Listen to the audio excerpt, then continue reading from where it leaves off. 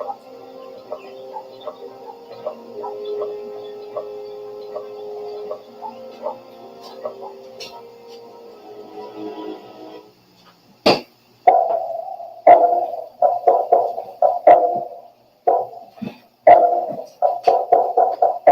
on an airplane,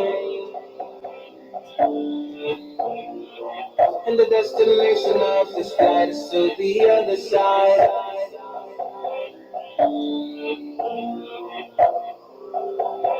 Guess I had to go there, guess I had to come here, yeah. I don't know where I'm from, but now I'm headed where I'm going right.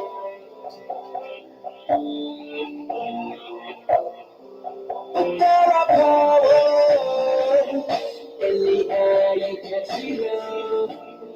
And they have rockets and machine guns, and they're firing on my plane. But I said, fire,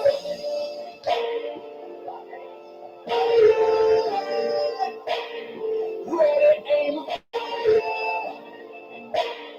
you can't shoot me down, no.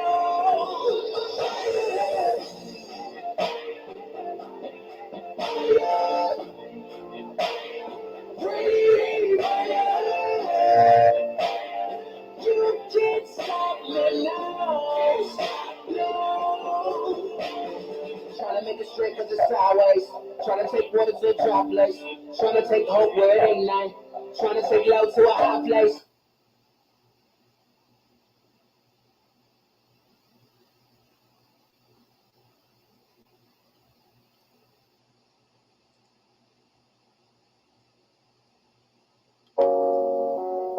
This song here is dedicated to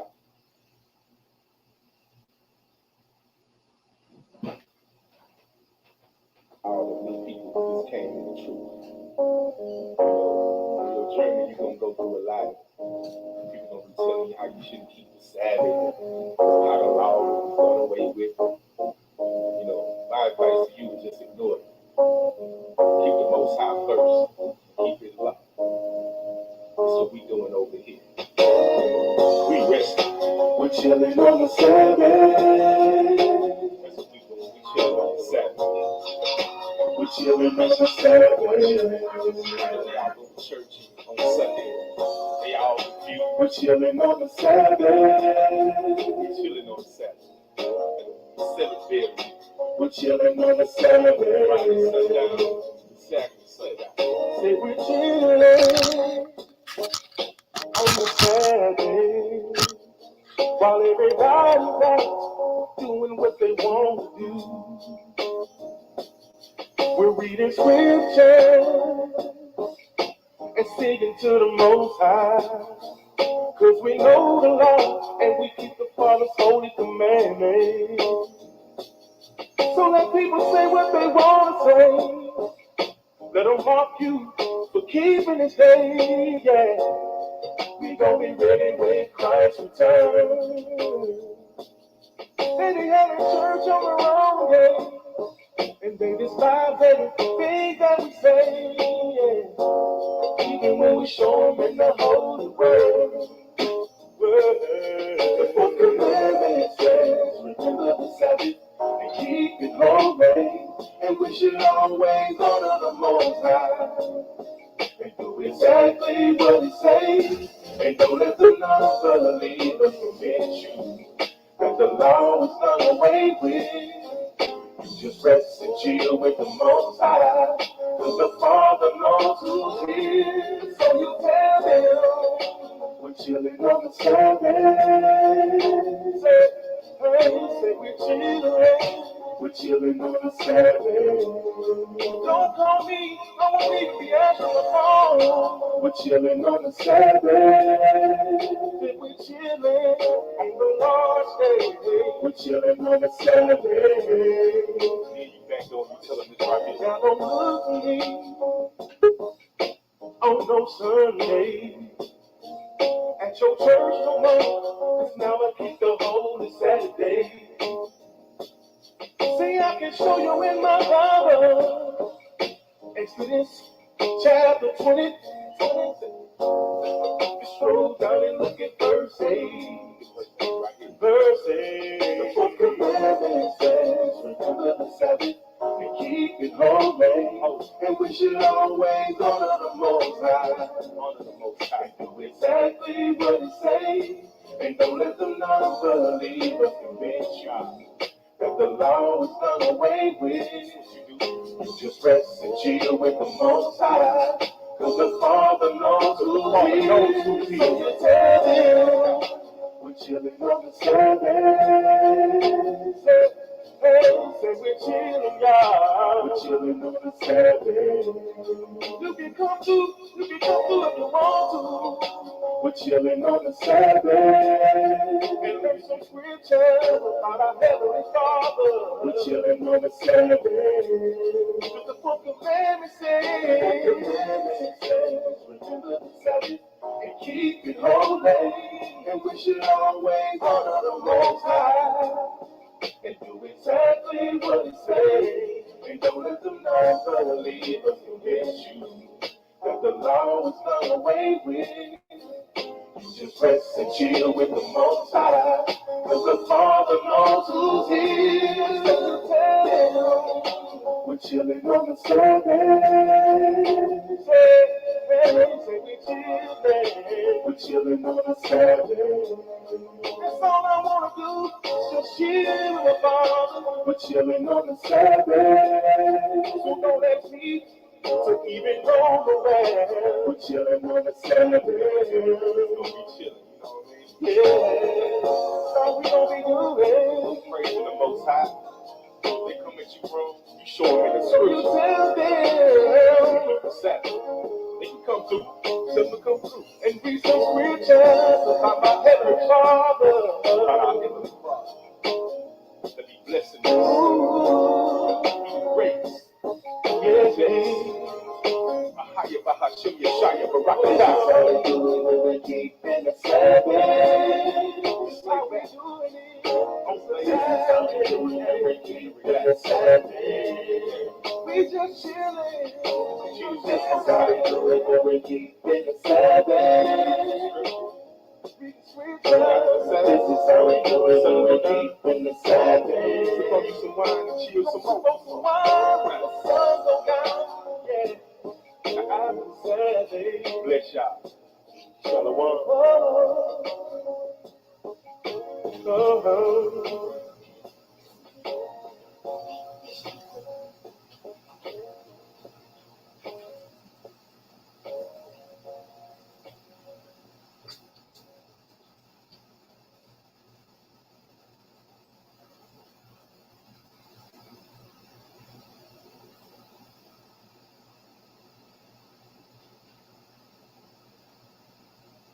Get up in the morning, slaving for bread, so that every mouth can be fed.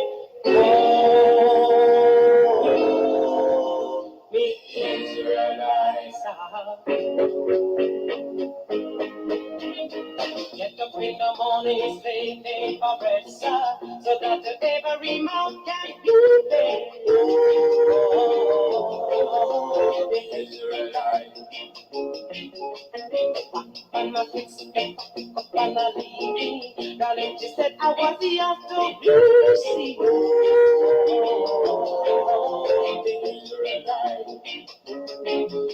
Shut them a tear up choices ago. I don't want to end up like Bonnie and Clyde.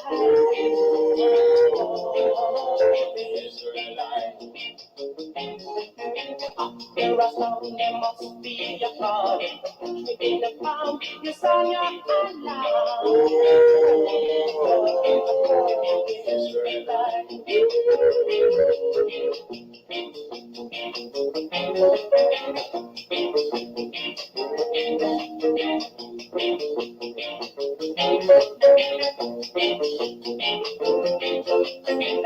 In the morning, safety oppressor, so that every mouth can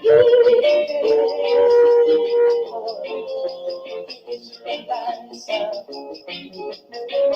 I'm a kid to be on a baby. Darling, she said that was the earth to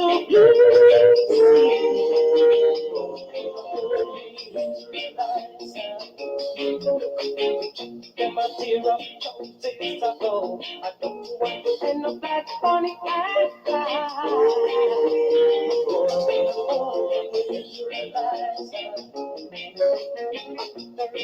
There must be a problem in the palm. You sound young loud.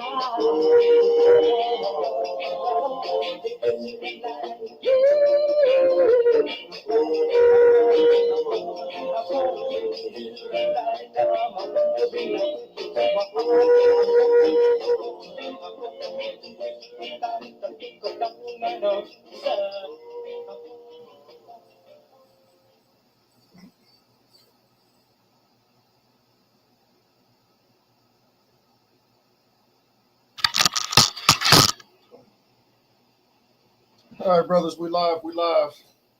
Shabbat shalom, Shabbat shalom, Shabbat shalom, everyone. Shabbat shalom. Welcome to another Friday night edition with the Shabbat class with Salakia that I was done. Welcome to another Friday night Shabbat class with the ambassadors of Christ. We welcome you all in. Ambassador Yabatazah. I also have with me. Take yourself off mute, brothers.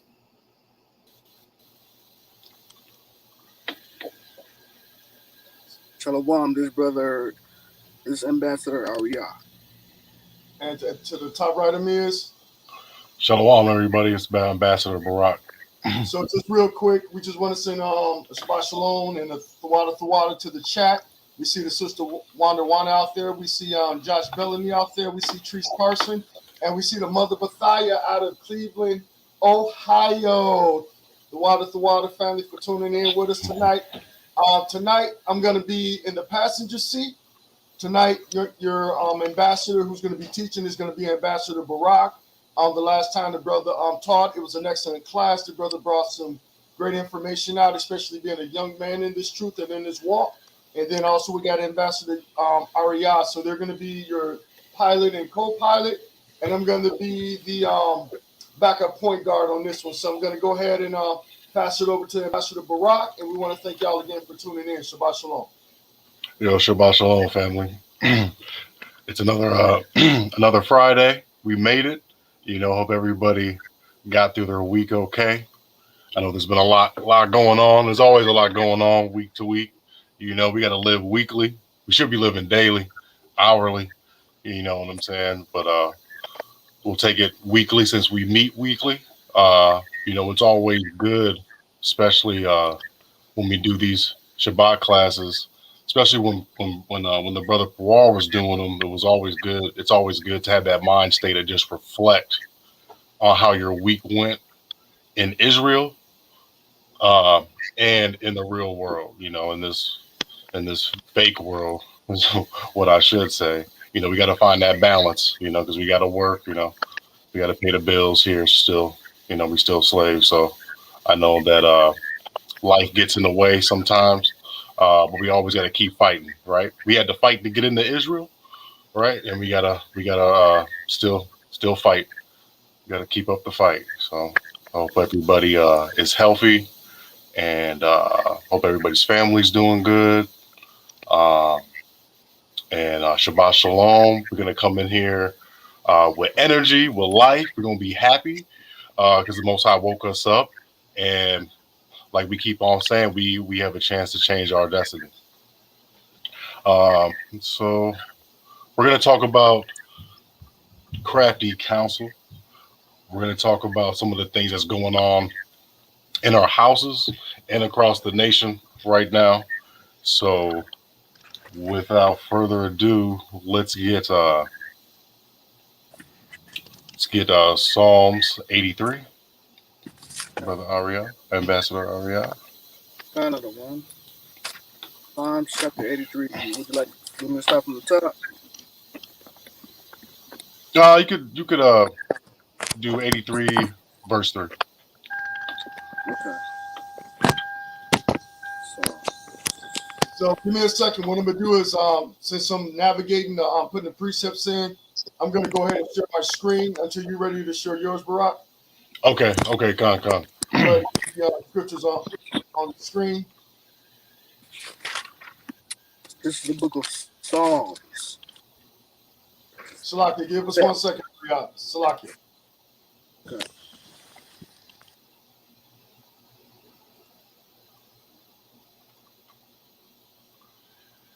Yeah, we're gonna do a lot of screen sharing. I got a whole bunch of stuff that I want to bring out. So And you said 83 and 3. Okay, there you go. mhm.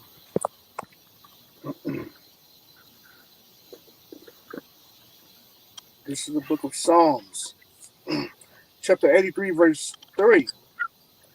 They have taken crafty counsel against thy people, and consulted against thy hidden ones.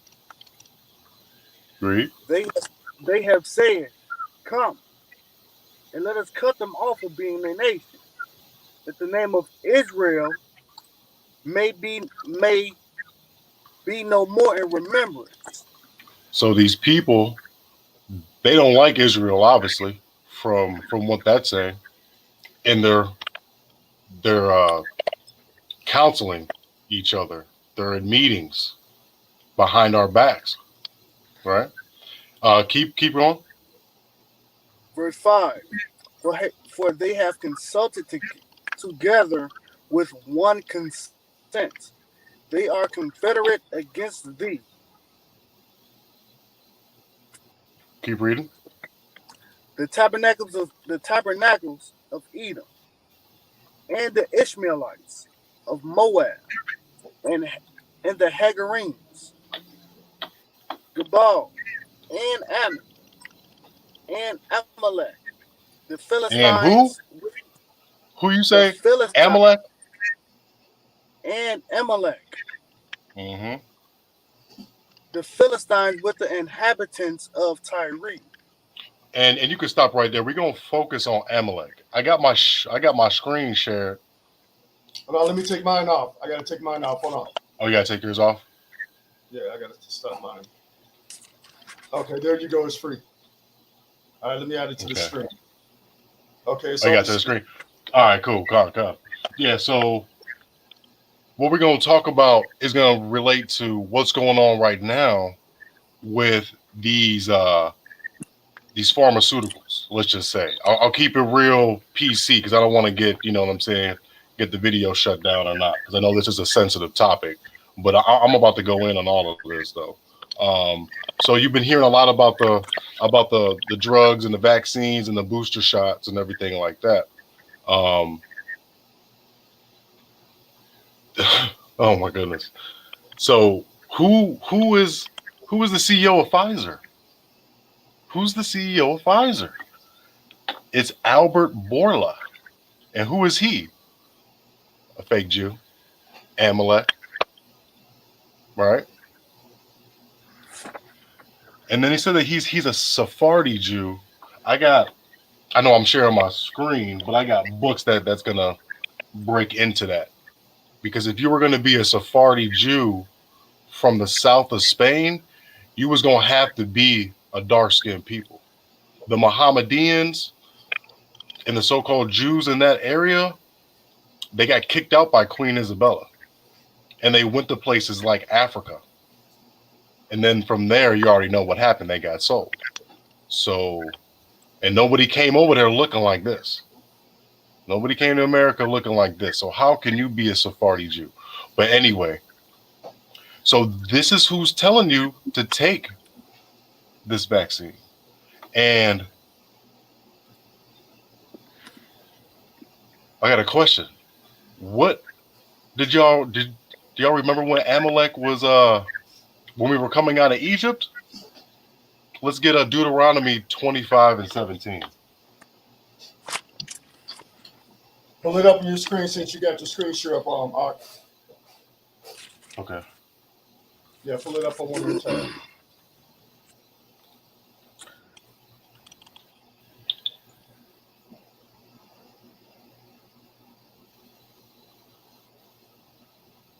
My computer's going a little slow, which is It's all right. rare. So it's but I'm gonna pull it up right now.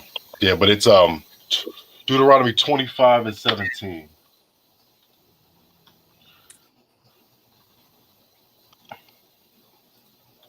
Yes, Salakia, yeah.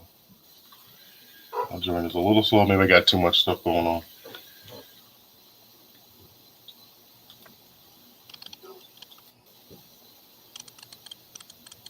But don't worry about it. Just go ahead and read it if it's doing that.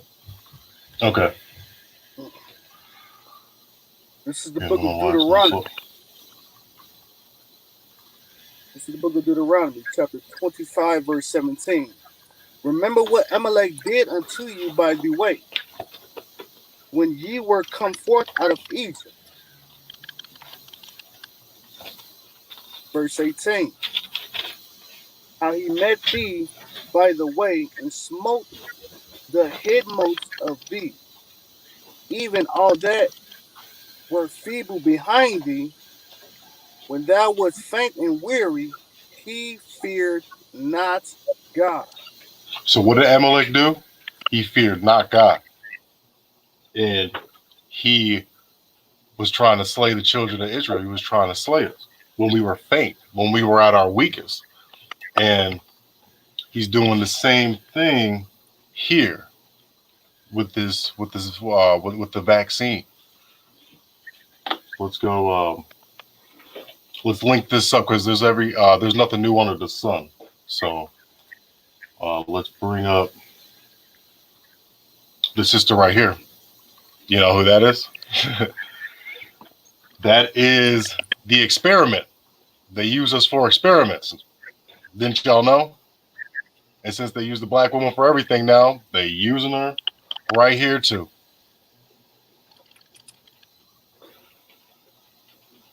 Man, just look at it, man. You already know who's over the vaccine. All the propaganda. That's something else, man. Hopefully the sister is okay. Hopefully that vaccine don't do, any harm to her. But check it out again. Here she goes again.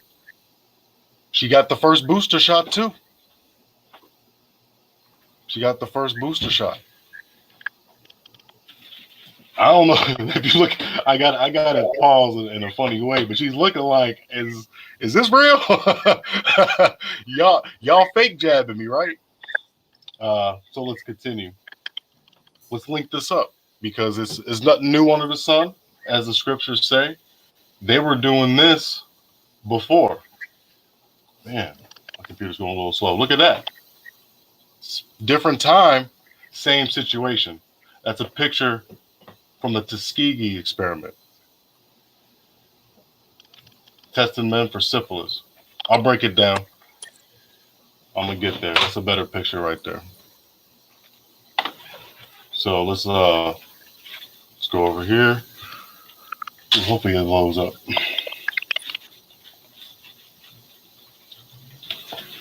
Yeah, I don't know why my internet's a little. If you want me, I can go into the links. If you want me to, if it keeps going slow. Yeah, if it keeps going slow, I'll do that. Yeah, just give it a second. So in the meanwhile, what you just read about Amalek over there in Deuteronomy 25 and 18, it says that how he met thee by the way and smote the hindmost of thee, even all that were feeble behind thee when thou was faint and weary, and he feared not God. So in the meanwhile, just while we're waiting for that, we just come out of my full screen. I had a precept that line right up with that.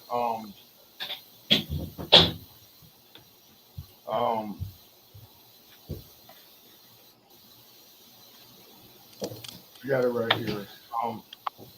Arya, grab. That's not what I wanted. Salakia. Hold on, let me grab it. Grab Second Esdras 3 and 36. Because the brother made a point about Amalek not fearing the Most High, right? And we also see that they are what we would call the funny hat people that call themselves us, right? from the land of Israel, right? So grab 2nd Ezra 3 and 36, just to let you know that these people cannot be the Jews, and it will just line up with what the brother's saying. 2nd Ezra 3 and 36.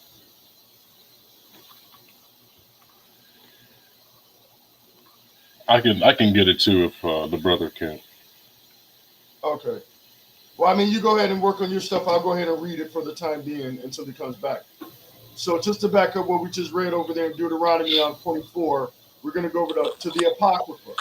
2nd Ezra, chapter 3, verse 36.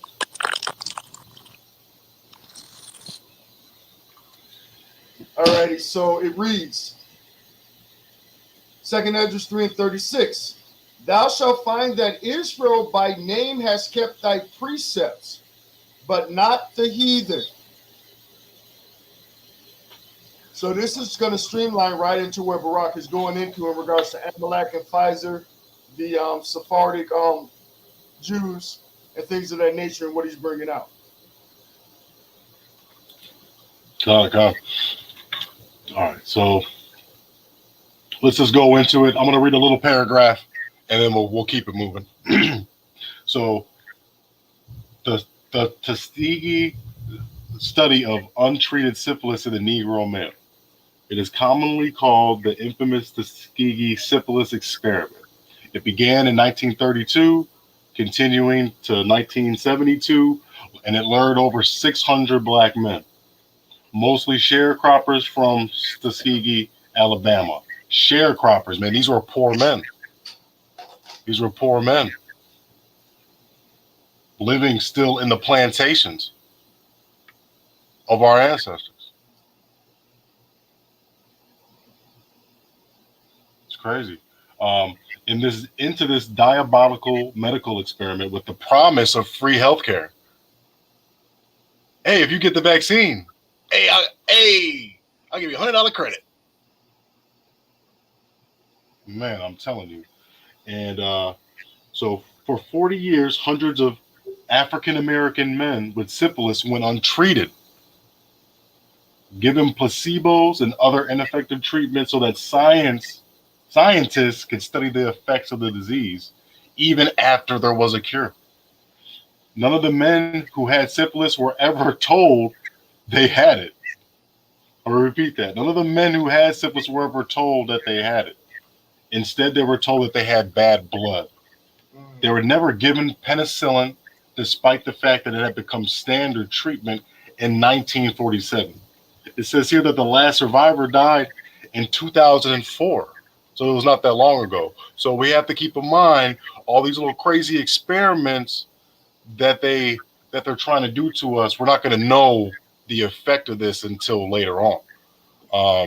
I don't have it here, but it's facts. Bill Gates is a eugenicist, meaning that, you know, he has sick aspirations to genetically annihilate the black man from off the face of the planet.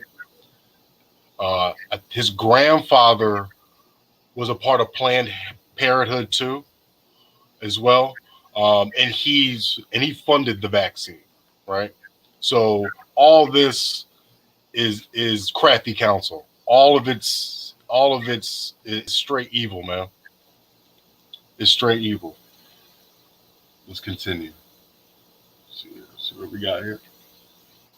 Well, Salakia though for the slow internet on my computer. So they're gonna do it again. I'm not gonna play the video. So, you know, this is one of my joints that I listen to because remember we're watchmen, right? So this is what I do. I watch. A lot of things are online, so we have to take it upon ourselves to look out for the people, tell them what's going on, and these are just one of my little sources. But yeah, they're gonna pour $125 million into the lab, like they call it gain of function, right? Meaning you take a non-deadly virus and you make it contagious on people, and you start with animals, and then you play with it, you enhance it, you charge it up so that people can get sick by it. And they're going to do it again because it was effective and they like the control.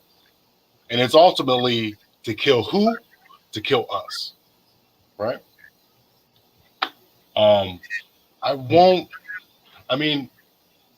show this because this is important. I won't flash it. That's the Brody right there, blessing us with his presence on the Shabbat class.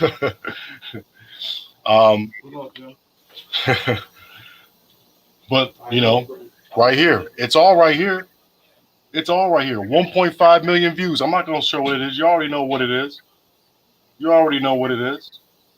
I can click on it, but they got whistleblowers out, man. The truth is getting out there. But if you look at this video, it's got 1.5 million. And then if you go and search, better yet, where they got it at? They got the COVID-19 news. Let's look it up. Let's look up some COVID. You won't see this. You will not see this. You won't see it. It's nowhere. That's got 400. That's got 500,000 views. That's got less than that video. That bro has been putting out videos on these people for 3-4 days now, and ain't none of it here. Ain't none of it here. Ain't none of it here. It's pretty wild. It's pretty wild. So I got some more slides. Let's bring out another scripture because the devil's going to get his just due. Numbers 20 and 24. He already, I don't blame him. Who wants to be Amalek? You got your judgment written for you early in the Bible. Early. Like he's been done. Early, man. I wouldn't want to be Amalek either. I'll be like, man, I'm a Jake. Even if my daddy was a so-called heathen, I lie to myself every day. Because there's no way around it, man. They're already condemned. And that's why they're hell-bent on destroying us. Maybe in their sick minds, they think if they can kill us all, then the curses are done, everything's done, their judgment is done because there's no more of his chosen people. But we don't die, we multiply. And we've been on that since baby's days. So go ahead. Numbers 24 and 20.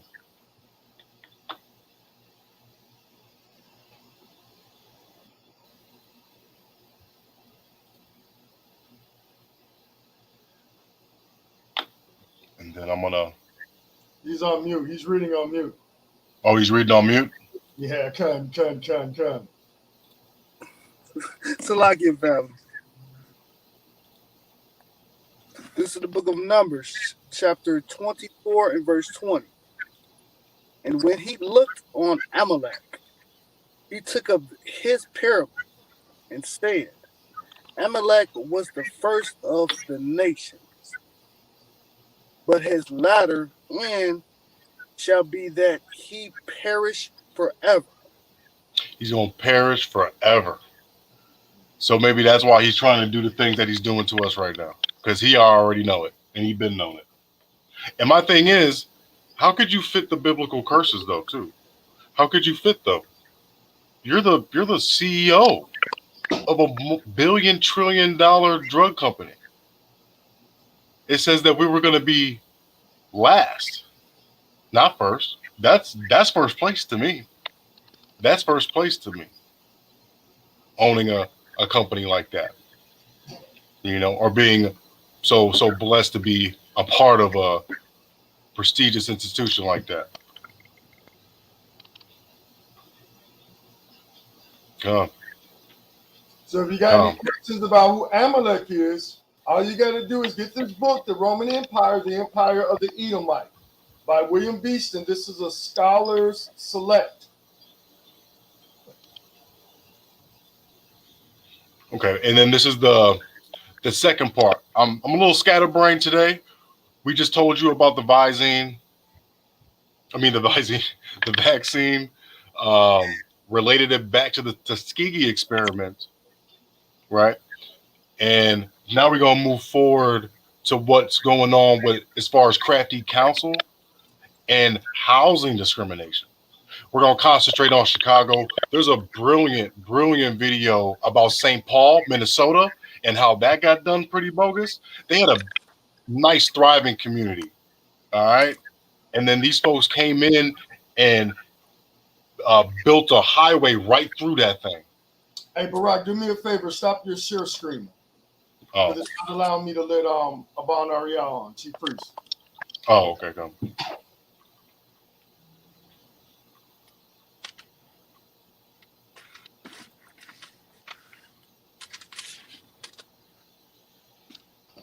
Let's see. Back check. Yeah, I still don't see the out of one. All right, where do you want to go now, King? I'm gonna actually go to another share screen. I'm gonna talk about the housing situation and just give it a little backstory. I know I brought this out in camp.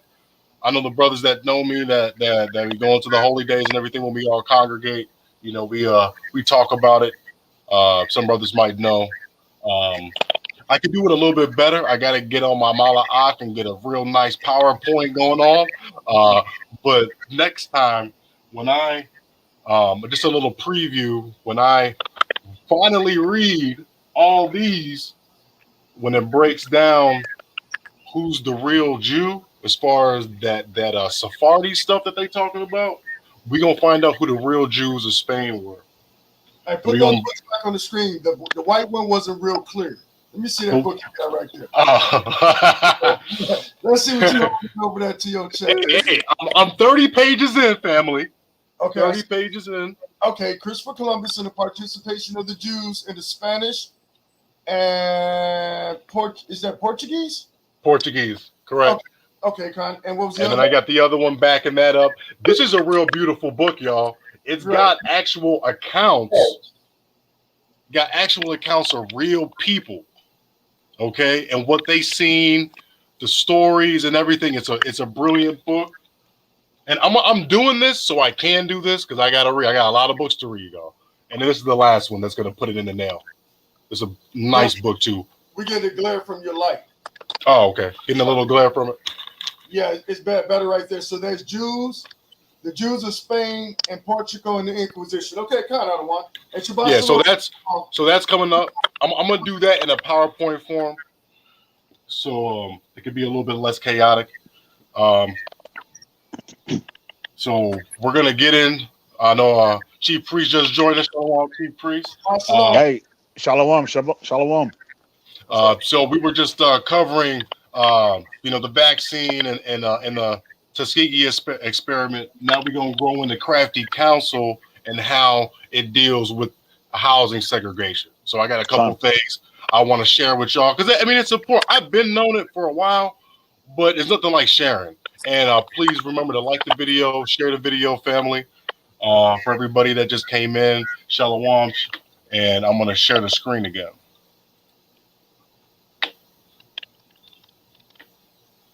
And we're gonna do that one. Oh wait, no, that's tedious.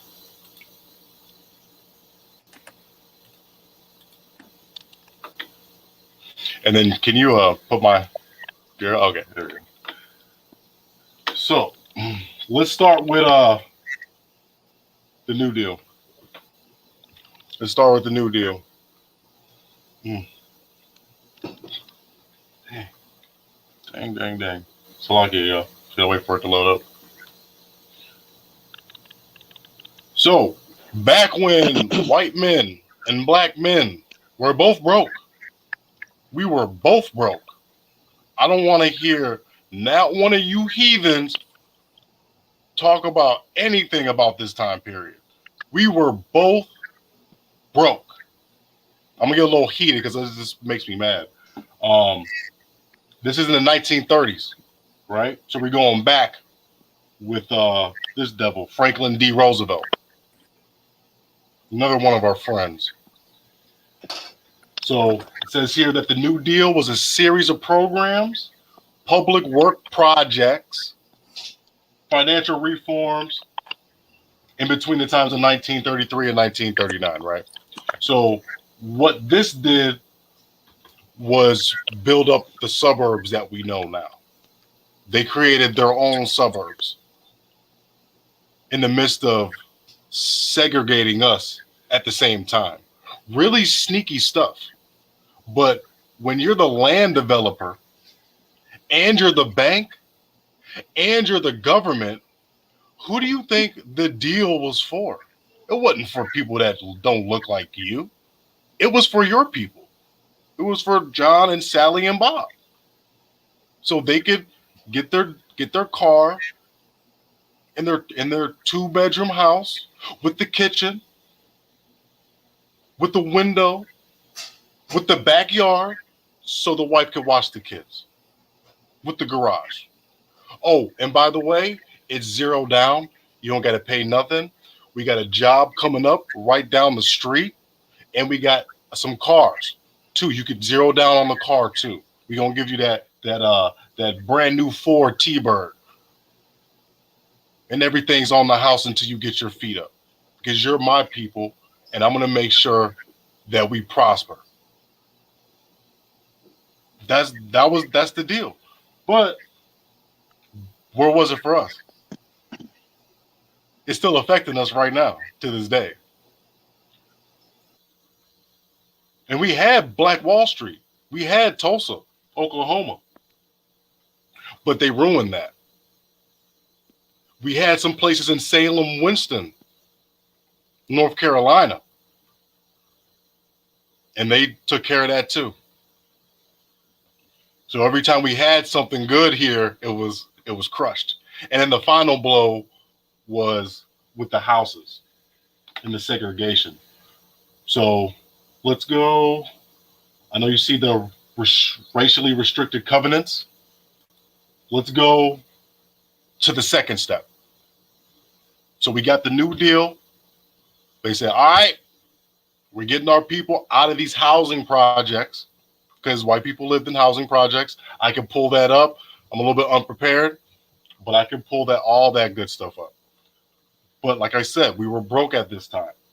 So Levittown houses, right? There was a man founded a company, Levitt and Sons, Levitt and Sons, and he basically built that 2-bedroom house with the kitchen and all of that.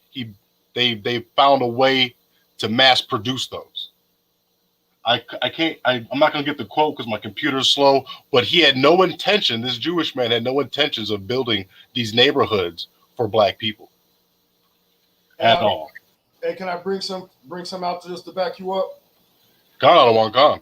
Hey, another great book is called, and throughout it to my wife, man, my beautiful wife on the Shabbat, reminded me we had this book called The Color of Law, right?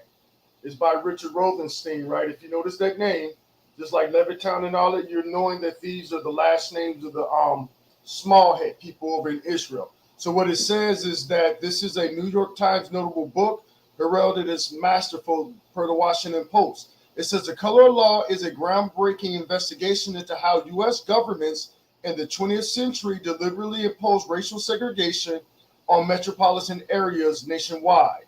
It says Richard Rothenstein has painstakingly documented how our cities from San Francisco to Boston became so divided. He describes how federal, state, and local governments systematically imposed residential segregation with undisguised racial zoning, public housing that purposely severed previously mixed communities, subsidies for builders to create white-only suburbs, tax exemptions for prejudiced institutions, and support for violent resistance to African Americans in white suburbs. Say it out loud for the people in the back. Beautiful. And then just to hit on this, so you got the developers, you see the man that's building the houses don't like you. The man that's building the houses don't like you.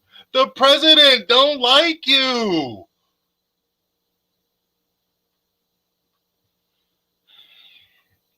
And the developers, the real estate agents, probably the most racist of all. The one that after the house gets built, After the racist construction people leave, now you got to deal with the worst one, the one that's going to sell you the house. And guess what they say? Let's read it. Racially restrictive covenants refer to contractual agreements that prohibit the purchase, lease, or occupation of a piece of property by a particular group of people, usually African Americans. So they were not only mutual agreements between property owners in a neighborhood not to sell to certain people, but they were also agreements enforced through the cooperation of estate boards and neighborhood associations. Crafty Council, in the flesh, in the 1930s. Let's let these scriptures talk, man. Let's let them talk, man. Let's let them talk, man. It's right here. It's right here. We can get into that. I'm gonna show you a picture of it. Because we live in this picture world, right? What's interesting to note is that it's even being done today, but it's called redlining. When you hear that term, that's the term that they use when they're using discriminatory practices to keep certain people out of certain neighborhoods. But what they don't realize is we don't want to be in your neighborhoods. I mean, we don't. You know, we don't want to be you. We want what you got, but we don't want to be you. We don't want to be in your neighborhoods.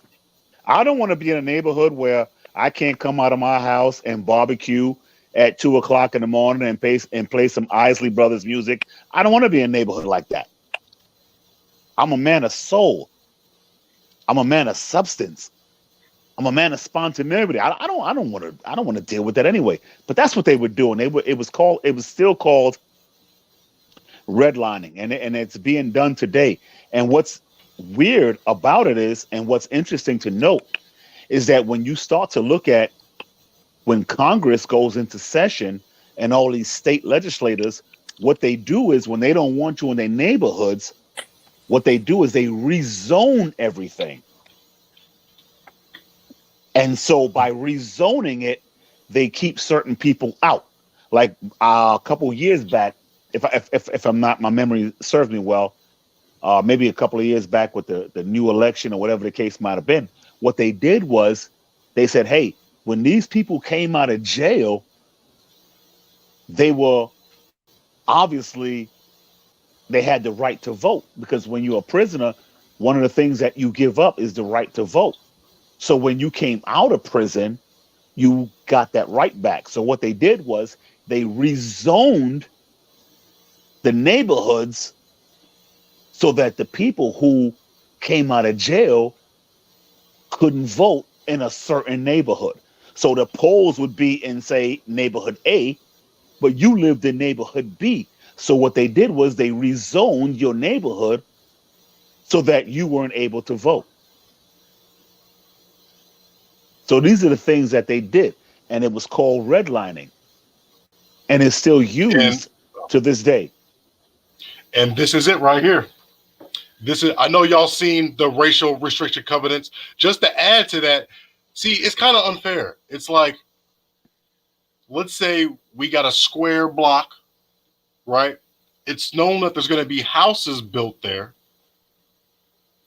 I just want a house. I don't want to live with y'all for real. But if I move in at the very edge of the border, they got newspapers, old articles of mobs throwing people, kicking people out. I think they kicked out somebody that became real prominent in the Harlem Renaissance. I think she was like a poet or like a writer or something like that, but they kicked her out of St. Paul. And there was this old white woman doing the story, and she looked sad as hell, like she lost a piece of history, because she was a real important figure up in Harlem in those times. But they kicked her out of St. Paul. It's like we want to just move in one. Just give me one house. But you won't even let us move in. It's supposed to be for everybody. So the school bus is the government saying, hey, everybody grab your house. So if I come up in there like Tom Hanks, Forrest Gump, and everybody's saying seats taken, seats taken. And then Jenny looks at me and says, yeah, nigga, my seat's taken too. Guess where I'm sitting? I'm sitting in the slum. I'm sitting in the alley. And that's where this is. All this red that you see on your, huh? Which by the way, what this dude, General, I forget the first name, but General Gump was like the first Grand Master of the Ku Klux Klan. So what does that tell you? Yeah, definitely. So, I mean, what we're looking at here is redlining. This is zoning. The red is the slums. That's where all the white folks started out at, right with us. But slowly, as the land got developed around, they trickled out. And they kept us in here because of those racial agreements. Seats taken up on the north side. Seats taken in the Chicagoland suburbs. Seats taken in the southern suburbs. But not only did they do this, they said, hey, banks, you're not gonna fund the south side of Chicago. You're not gonna fund this at all. You're gonna develop land here. I'm out here in the suburbs. It's heaven. This is their heaven.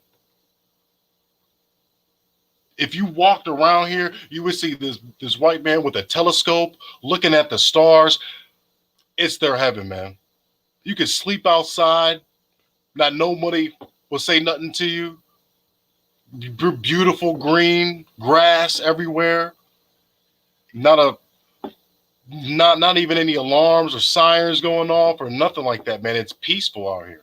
This is their heaven. They created their heaven here. So they can't get this in the next one. They can't. They're living it right now. I'm living it. I'm living out here too. It's not mine. You know, I might live in a little apartment or something like that, but you know, I can see what they built for themselves, and they're still building, and they're build back better.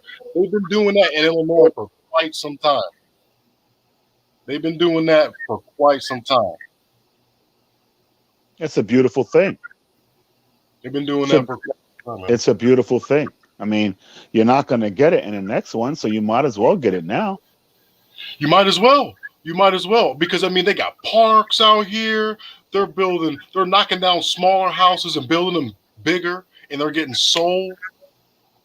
They're driving. I remember my little cousin came out here from southern Pennsylvania, and there's not you go from the third largest city from a small little town, and he was like, man, there's so many cars out here, and he was like, whoa, a Lamborghini, whoa, a Porsche.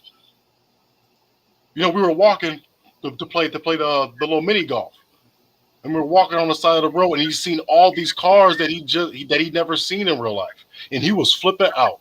He was flipping out. He was like, "Oh my goodness, you got that out here?" And I looked at him like, "Not me." But yeah, man, it's a dang shame. It's a dang shame. All right, so Hey, Salakia, real quick, Barack, do me a favor, go in the back chat. Oh, I got you.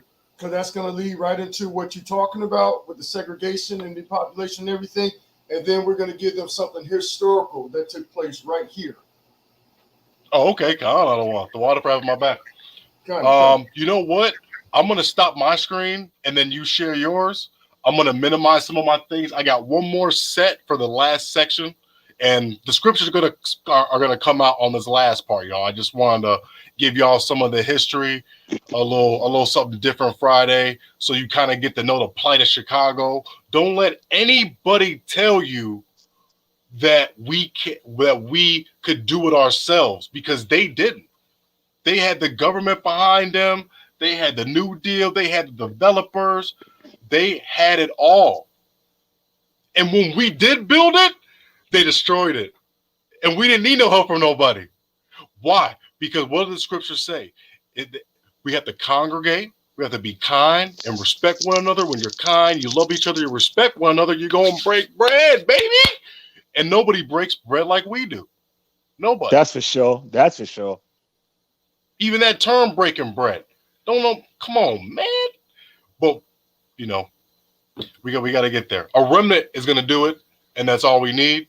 It's a damn shame that more people aren't going to, but there's always a remnant. There's always going to be a group of people doing the right thing. So, and I know we got sisters on here doing the right thing. We got brothers on here doing the right thing. Okay. Shalom, Barry Baker. Yeah. So I'm gonna stop my screen share real quick. So, Ambassador Yabatazar can share his. She can share the link because I think my computer's a little slow.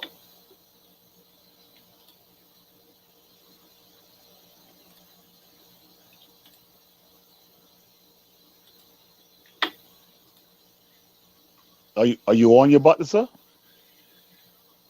Oh, Salaki, my bad. I was on mute, man. Shout out to the chat real quick. Ashar Shabbat and Shabbat Shalom to Ambassador Nawar Rakah. Shabbat Shalom, the Prince of One Shabbat Shalom. Shabbat Shalom. Same thing to Sister Navat Lorray, and also to the brother Barry Baker. He says, Shalom, brothers. Time to leave this raggedy town. I have 5,000 acres for us. Get at me. All right, brother. That's what's up, man. We appreciate that. Woo! Yeah, that's beautiful, man. Definitely. So let me go ahead and open something up real quick so I can do a quick screen share. I'll make sure I got the right thing. All right, so as the brother was eloquently bringing out about the Crafty Council, about our enemies, and they're trying to redline our communities and things like that, and doing whatever they can within our power, and within their power to keep us at the bottom of society. So when that time of the redlining, or what they call segregation, was coming to an end, where I live at, something historical took place. Where I live at is the first west suburb of Chicago, right? And if you know anything about history, there was a great race riot that took place over what? Housing, redlining, segregation, and all of that. So this is from Wednesday, July 11th, 1951. Let me just zoom this a little bit. It says the Cicero race riots occurred. It says the Cicero race riot occurred on this date in 1951. One of the 20th century's worst race riots happened when a mob of 4,000 whites attacked an apartment building. Remember what the brother was talking about? Attacked an apartment building that housed a single black family in a neighborhood in Cicero, Cook County, Illinois. If you don't know anything about Cicero, Illinois, it used to be an all-white Italian Jewish town. Then eventually the Jews started moving out, and it became infamous as a mob town. It became known as the headquarters of who you guys know as Al Capone. That's real Chicago history. This was the headquarters of the mob, of the outfit, where Al Capone ran all the outfit. But anyway, it says after World War II, white attacks on blacks in metropolitan Chicago South and southwest sides and the western industrial suburb of Cicero increased. Black professionals seeking improved housing, whether in private residences or public housing developments, were frequently greeted by attempted arsons, bombing, and angry white mobs. Let me see. Let me drop down. It says a Cicero official found out that a black family was moving into a Cicero apartment and warned Mrs. DeRose that it would be trouble if he moved in. About 2:30 p.m. on June 8th, the police stopped a moving van with Clark's furniture. Then the jeering crowd started to gather, and Clark was told by the police to get out or he'll be arrested for protective custody. So in other words, this was a hit coming on this man.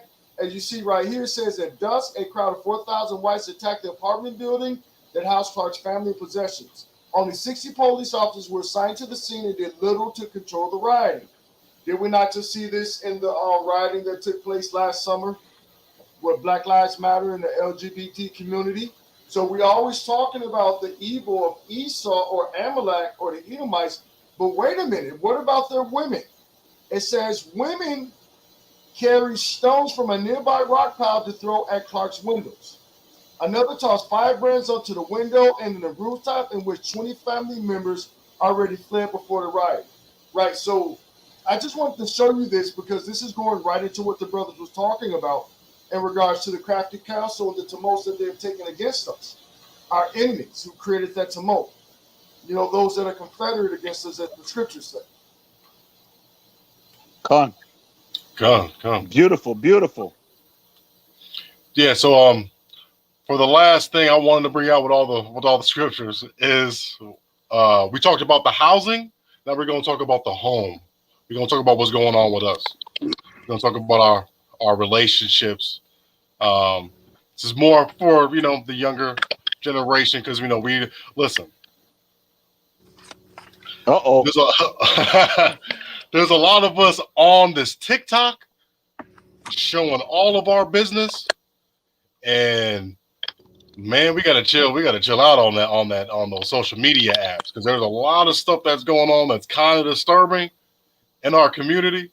So we're gonna end the celebrities and the toxic relationships that you see that's all in your face. I mean, Amalek is just busy out here because he's the one promoting all this because he's got the TV. He's over everything as far as the television go. So let's start off with Psalm 78 and 5. Kind of one. This is the book.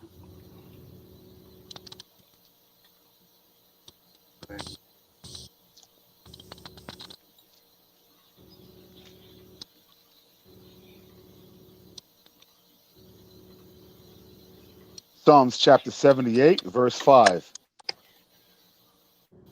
For he established a testimony in Jacob and appointed a law in Israel, which he commanded our fathers, that they should make them known to their children. That's right. So as far as relationship goes, we got to teach our children as far as the men and the women go, how we deal with each other is not nice. And I know that the children are watching us, watching how we show ourselves on the phone, and doing everything. So we got to be mindful of that. So I just wanted to bring that out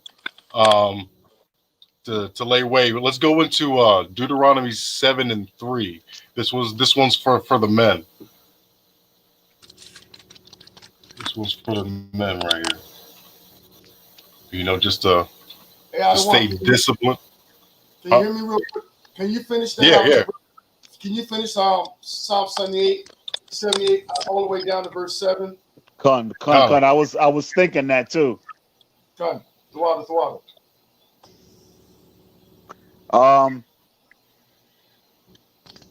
You want to bring it down? You want to bring it all the way down?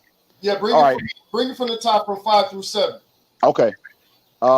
Psalms chapter 78, verse 5. For he established a testimony in Jacob and appointed a law in Israel, which he commanded our fathers that they should make them known to their children. Verse 6. That the generation to come might know them, even the children which should be born, who should arise and declare them to their children, that they might set their hope in the Most High and not forget the works of the Most High, but keep his commandments. Yo, I don't even know how you can get better than that. I mean, if you don't understand that, it just ain't for you.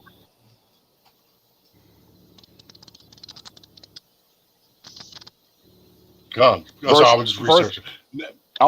Verse 8. And might not be as their fathers, a stubborn and rebellious generation, a generation that set not their heart aright, and whose spirit was not steadfast with the Most High. Amen. Amen. Wow. That's a dagger right there.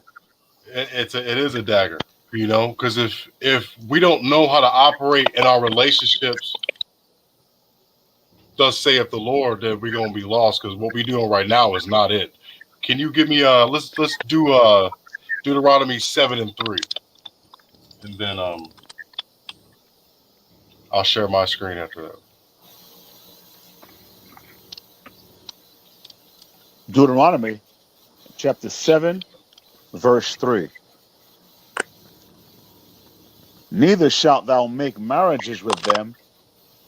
Thy daughter thou shalt not give unto his son, nor his daughter shalt thou take unto thy son. Right. So interracial marriages, we can't do that, right? That's something that we should teach our children, right? That's I'm gonna bring out some things that are kind of disturbing when you deal with the heathen, when you deal with non uh, Israelite women, you're gonna run into these situations. But I'll bring that up in just a moment.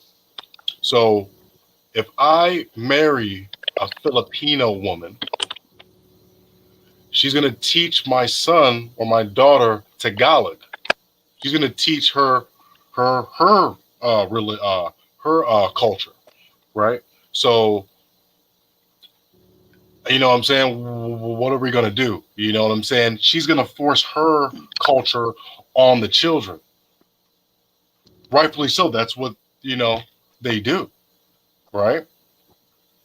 Especially that Filipino woman, she's gonna be all up, you know, making sure he like doing good in school and all of that, and they're gonna be practicing the little language, and before you know it, my son's not gonna be black anymore.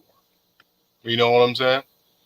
And on the same note, when you look at another football thing, Patrick Mahomes, his dad married a white woman. So what that does, if I did that, then that means my son would think it would be okay, and he would further lighten the race, right? And he would further dilute the seed of Jacob out of there. And before you know it, my line's gonna be done. Before you know it, my line's gonna be done. So let's share my screen. This is the one. It's kind of disturbing. I know there's a better picture, but I'll just Can I say something real quick? yeah, go ahead. It's funny when you talk about that. There are not only there's not only a spiritual thing um, attached to the non marrying of other nations. Well, the first thing that we have to go back to and realize that the Most High said it. He forbade it, or he forbid it. So even if you don't understand why he did it, he knows best. So at some point, it's just, hey, look, just don't do it. Just don't do it. But the funny thing is, it's our people that give you the most. Uh, they give you the most. What's the word I'm looking for?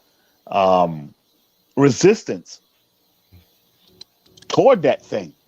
But on the other side of the coin, those other nations, their kids are taught that from young. They're taught that. Hey, don't marry these blacks. Don't marry these niggas. Don't marry what? But they're taught that. But when we teach our people that based on the scriptures, the most resistant that you get is from our own people. Mm-hmm. So I thought that was kind of weird and wicked.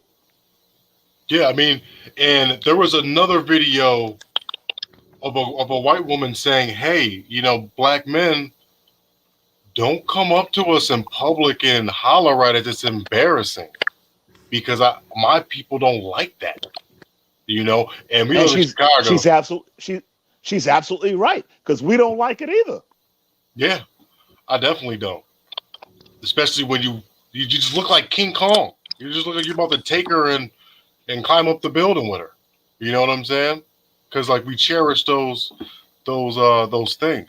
I mean, not so much anymore. It's just I think brothers do it just because they don't want to deal with the sisters because you know maybe being too difficult. Maybe they're not in the. You know, listen. I seen a lot of brothers out here in the suburbs that came from a bad spot that weren't around white women, and then from freshman year to senior year, it was Gerbo. Then it became Calvin Klein.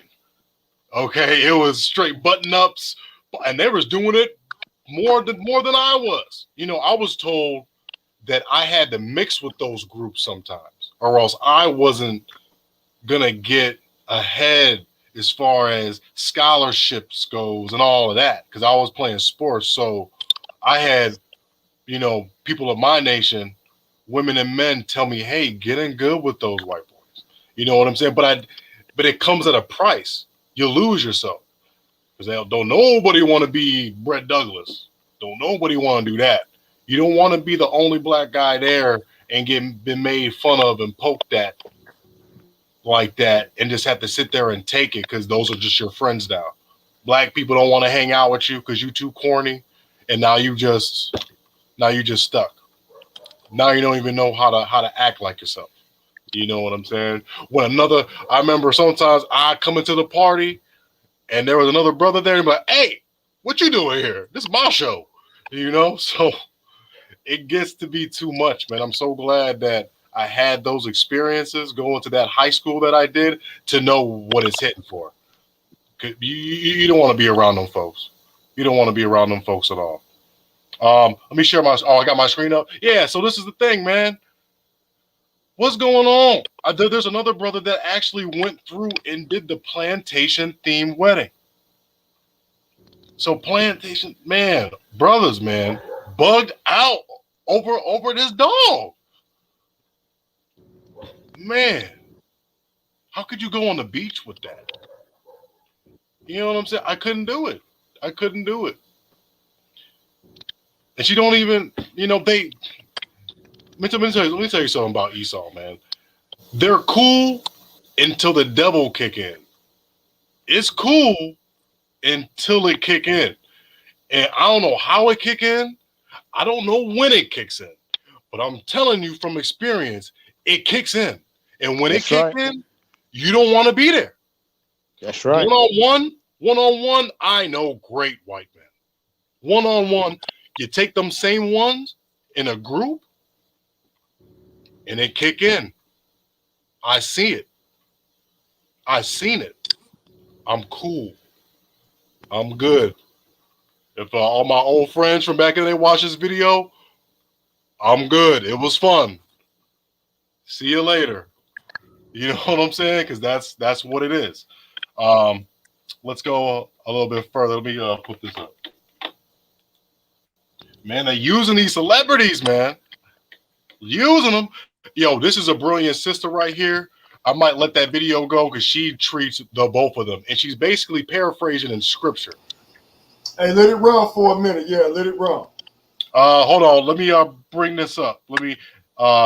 Let's get Deuteronomy 22 and 22 real quick. Let's get a little law. Because we wouldn't make it in today. We wouldn't make it today as far as these laws pertaining marriages and how women are so quick to leave, men are so quick to leave. Hop on the next one. You know, just saying every girl's for the damn streets, like Future's doing. You know, and then that hypergamous nature, always thinking that you could level up as a woman. You know, that those two things are bad. But anyway, bring that out. Deuteronomy 22 and 22. This is the book of Deuteronomy, chapter 22, verse 22. If a man be found lying with a woman married to an husband, then they both of them die. Okay. Both the man that lay with the woman and the woman, so shalt thou put away evil from Israel. That's evil. That's evil. Don't be thinking that you could get entanglements. Don't listen to this woman. Do not listen to her. Red table talks. Red like the damn devil, right? And they got all of it. I mean, she's gonna do it all. She gonna do most of the talking. I don't got any sound on my computer. So, brother, you're about to. I'm gonna put the link in the chat, and then you could run the video. Another one of my little channels. Don't take my sources, y'all. Do not take my channel. No, I'm just playing. Yeah, I don't got no audio on this Okay. on this computer. I got it. Give me 1 second. Okay, I'm gonna stop my screen. But I can. Back to tears. We have. It looks. Yeah, we can just let that run. Hey, man, she did a Tawab job. and then I'll add into that. But as the law states, man, all this entanglements, all this, I'm gonna swipe on Tinder even though I'm engaged and everything like that. That's how there's no honor, and we're supposed to be vessels of honor. So there's no honor in that. It's a shame that I can't look, and I don't want to drag the women or nothing like that because we're gonna get them. She's gonna get them both. Okay, and that's why I don't like to talk about the women so much. But listen, the younger ladies, like all the older women that's on the thing, listen, your younger counterparts are on this TikTok wiling out, and they're just letting their mouth go. And some of the things that they got to say, the mind state, the mental health of our people is bad. We became so materialistic.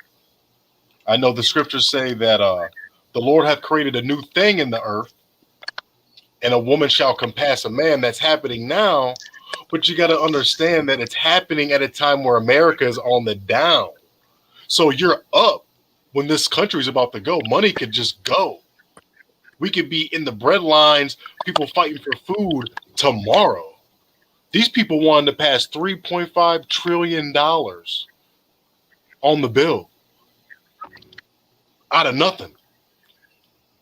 I love it. I want the country to burn. Am I ready for it spiritually to burn? Maybe not, but I'll take my chances because a remnant's going to be woken up in the last days. I'm about sick of this country. You're going to tell me that if I had a 5-year-old son, he could choose his sex,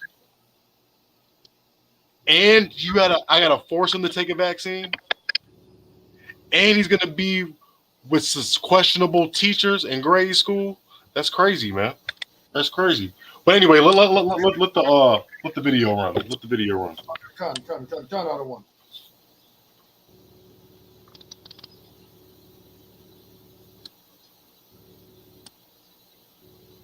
It looked like you were holding back the tears. We have all seen the memes that have been floating around the internet. I'm still trying to figure out why is Will Smith so insistent on showing the world that he's his wife's bitch? You know, why do you feel the need to allow her to humiliate you like that? There is no way that I would ever sit my husband at a table and not feed him. She sat him at that table only to embarrass him. And now I don't know if he thought this interview was him, making amends or taking back his manhood, but it was an epic fail. To now come out and say, we're not monogamous, I had my fantasies too. That's foolishness. You're saying that after your wife has humiliated you in front of the world, and why? You didn't owe any of us an explanation. If your wife cheated and you took her back, you all made vows to each other. Why do you feel the need to come out and say that in front of everyone else? And now to say, it was okay, it didn't seem okay when you were sitting at that red table. It looked like you were holding back the tears. We have all seen the memes that have been floating around the internet. It didn't seem like you were okay with it. It looked like you were about to break down and slash your own wrist because you were about to fall apart, because it seemed that you could just truly see her in that position as if she was really face down, ass up, because that's the way she likes to. I'm not going to finish that, but you know exactly what I mean. And so to come back now and act as if it's okay, and they keep giving us these new terms as if they want to seem so enlightened and evolved. Last year it was entanglement. This year the new term is relational perfection. Shut up. Just shut it up. Why don't you just listen? You cheated, she cheated, y'all forgave each other. This is nothing new. You're not enlightened. You're not evolved. My great-grandfather had kids outside of his marriage. My great-grandmother forgave him and stayed with him until death. People have been doing this for eons. And guess what? They didn't go on TV and tell everybody. They didn't feel the need to share that and justify it and make up some new term to make it seem like it's the new cool thing to do. Just shut up. stop letting your woman embarrass you, Will Smith, because behind every crazy man is a cuckoo woman, and it seems all crazy to me. Jada saying, I was broken. Well, you still seem a little cracked because you're allowing your husband to just put himself out there and look crazy. I just want them all to shut up. I want them to stop thinking that they are more than what they really are and just live your life. Look, if you don't want to be monogamous, I'm fine with that. You didn't make vows to me. But you don't owe me any type of explanation. That's the same as when women. I'm sorry. Go ahead. No. I want to give you another thing for you to write down that you can use. You can steal. I stole it from somebody. You can stop the video though now. What I stole. Kind of the one trying. Yeah, hey man, the brother's got a nice little thing going on with her. Hopefully that show keeps on building. That's Jason Whitlock, used to be a sportscast announcer for ESPN. He was a black Republican, a little bit political, but now I think he found his little niche with old girl. But hey, shout out to the sister, man. Hey, she broke that down beautifully, because we just read that a man that sleeps with a married woman, they both toast. So why are we normalizing dysfunction? You know, because people see that and it just subliminal. You know, you take it in and then you just think that it, you know. So now you're gonna act like Jada. Don't do that. Don't do that. Don't be out here in your phone on Tinder in a whole relationship looking for the next thing. You know, women aren't supposed to be built like that. You can't have two men's spirits in you. You know, I've heard that, you know, if you have too many experiences, there's too many spirits, you become crazy. I think they call it like the 1,000 something stare. You know, you're not built to take that many men's spirits, especially wicked men. You know, we got to always be on the watch for that. Women and men. There's some really wicked men out here that will want to get you, trap you, and leave you just like that. You know, and the same thing that the women do. We both do the same things. It's just a little bit different. Just a little bit different. But I just wanted to bring that out too, because that's what's going on. Everything is just being shown. Everybody's talking about relationships now, and it's just real dysfunctional. It's real dysfunctional. Let's bring out. Give me Deuteronomy 22 and 23 right below that too as well, because this goes out to all the single people out there trying to find a real relationship in the midst of all the social media. It's hard to do this nowadays. Deuteronomy chapter 22, verse 22. If a 23. 23, Salah. If a damsel that is a virgin be betrothed unto an husband, and a man find her in the city and lie with her, then ye shall bring both Shalak, then you shall bring them both out unto the gate of that city, and ye shall stone them with stones that they die. The damsel, because she cried not, being in the city, and the man, because he hath humbled his neighbor's wife. So thou shalt put away evil from among you. It's evil. So, betrothed, if you're engaged, we're not going off the white person's engaged, where you get the engagement ring. No, you're in. Well, what does the word mean, engaged? That means that y'all are talking and real into each other. You're courting her. So when I'm on dates, or when you're on dates with people, you know, you got to start thinking like that, because sex is marriage. So that's the ultimate thing. After you lay down with that significant person, y'all supposed to have a big party right after that. That's important. I mean, we say sex is important, but we don't show it that it's important. It's a sport now, hot girl summer and all that type of stuff. It's a sport, but it's supposed to be a celebration. That's what marriage is. Two people coming together. That's what being engaged is two people dealing with each other. You know?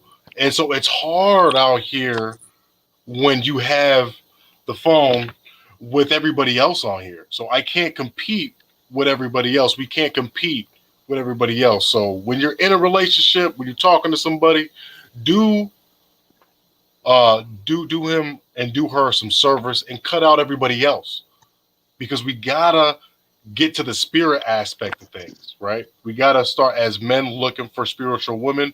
We gotta start looking at that like that's the new big baller, is the one that knows the scriptures, and it's gonna happen, right? The Most High is gonna make the men of the Lord that's really doing their thing. They're gonna make them more precious than precious gold, and that's a beautiful thing, man. And that's a beautiful thing. Let's see here. Let's go to Genesis 3:15. This is where it really all comes from. This is where, all this dysfunction that we got, it comes from this. And then I'll share my screen again.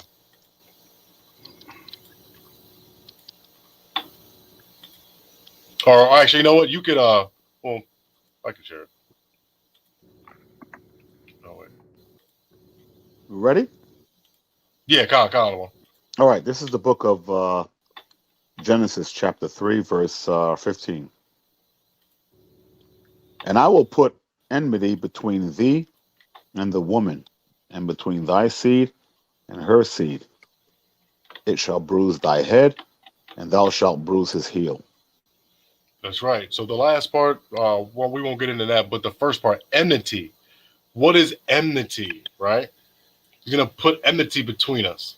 So when you break down that word, bad blood, right? Arguing, all of that can tension, struggle, pettiness is our word, right? We do too much, we petty, and we deal with each other. Men ain't stuff. All women are this. Blah blah blah blah. It goes back and forth, man. That's enmity. That's that enmity that we're still dealing with, and we can't fix it until we know what it is, And we got to be conscious of that as far as we go into next week. Let's be conscious of how we dealing with each other. When you see somebody of your nations, what I'm saying, salute them, say what's up to them, show them some love. Let's start reversing that enmity that we have with each other. Not every woman is going to be available, but she can't be spiritually available, right? So maybe the men that are simping out here giving girls money, maybe you should give her spiritual money. Maybe you should send her a couple scriptures, right? Because how could you be made fun of for doing that when you're just trying to give her eternal life with these scriptures? I know Brother Poir had said that a while ago about being more of a service to the community in that way, But anyway, so the enmity between the men and the women. Let's see what else we got here. And then let's see. And then you could type in that link, or you could share your. Oh yeah, okay, here it goes. Like I said, I don't want to get on the women. It's just y'all are doing a lot on here, on the social media and on this internet. But this is sad. I think me and Yabatazar was talking about this a couple days ago. Single mom of 3. I think. Are you gonna have sound for this video, or did you need me No, to share I'm not. I'm not. You gonna share it again? Okay. Yeah. Okay. I just want to make sure. Okay. I didn't really. I mean, we could. I'll stop sharing. We could watch the video a little bit. I didn't cut it up. But yeah, she took the kid's life just because of there was a situation that happened.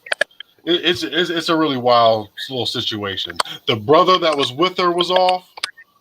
Like they were both off for that.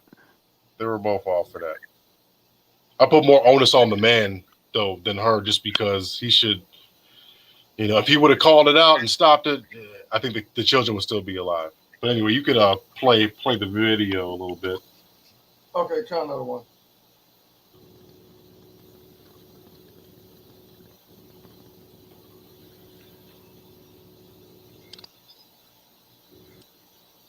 Here with millennial women in America. Like earlier this year, the Asian woman out of Arizona did the unthinkable to her 2 kids. Same as this 35-year-old woman in Phoenix who lost her court battle with the father of one of her kids. And if you saw that video, you know what happened there. And then remember the 37-year-old in Chi-Town, what she did to her son whenever she couldn't find her SD memory card. It's just something going on with these millennial women. 40. I think the really dangerous ones I've been looking at, they happen to be the older millennials, the ones over 30 years old, and they all have something in common with each other. But I'll let you all think about that one and link that together. Here's another one out of Shreveport, Louisiana. Yeah, this one too. That's sad. Black. She was arrested and charged for throwing her 2 boys off a bridge. Before we Man, today's special shout out to Harrison G, a big supporter of this channel. I appreciate you, Harrison, for all that you do. If you're not already subscribed to this channel, take a second to do that. If you're new to the channel, include new subscribers. she doesn't look mentally healthy. To get to all of you. She looks like she's got that enmity, and that's what happens when you hate your people, when you hate the father of your children, when you hate the mother of your children, too. On the flip side, that it's a deadly game. I don't know what the video is going to entail, but she just hit on basically all the things that's been going on. Let's bring out a scripture. Let's do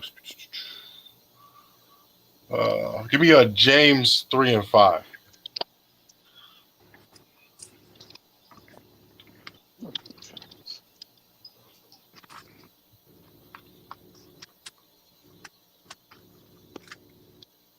Yeah, because this is there's a couple scriptures that pair up with all this too as well. But whenever you're ready, James 3 and 5. James 3 and 5. Con out of one. Con. Copy that. James 3 and 5.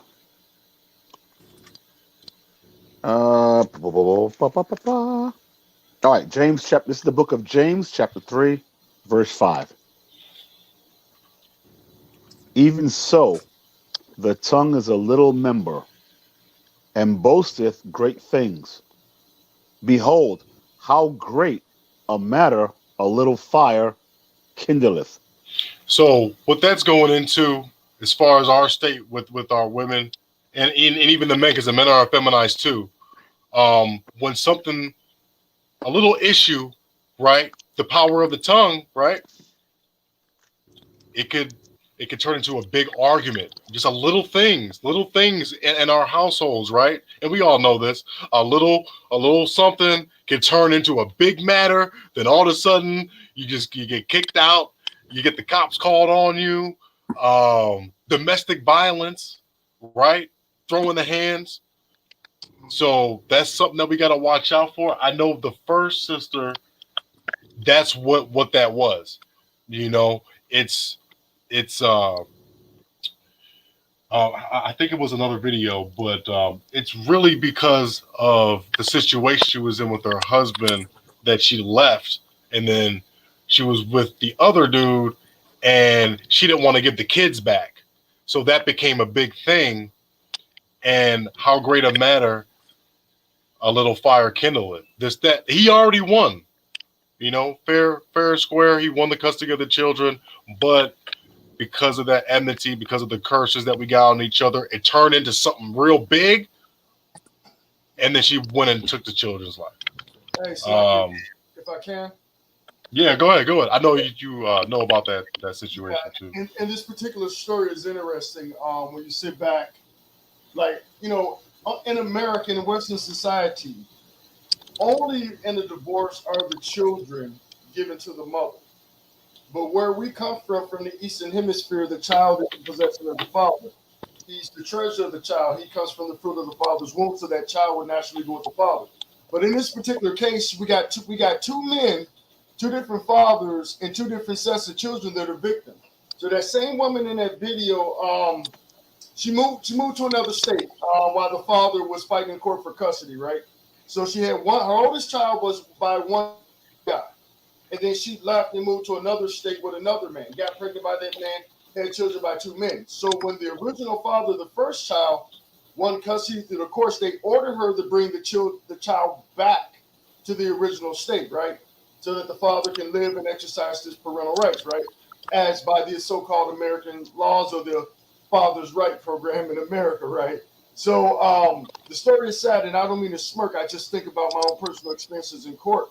But in this particular scenario, the woman, instead of doing the right thing and reuniting her daughter with her father, not only did she kill that child, she also killed the daughter or the son of her current man.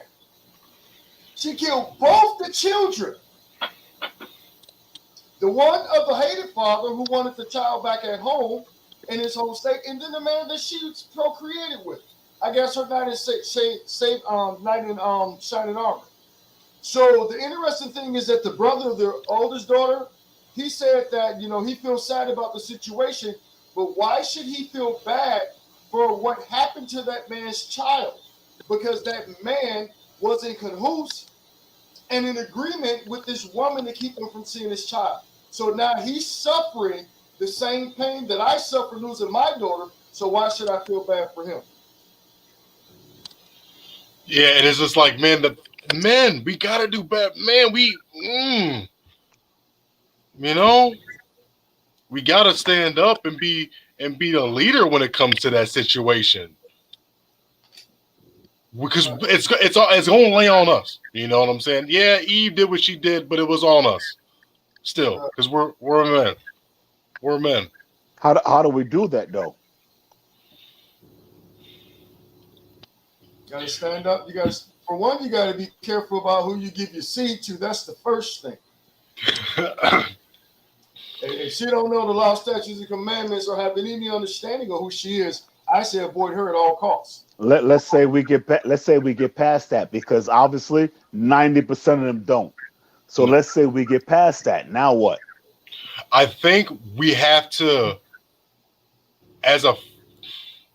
he's got to look at it like that's his son.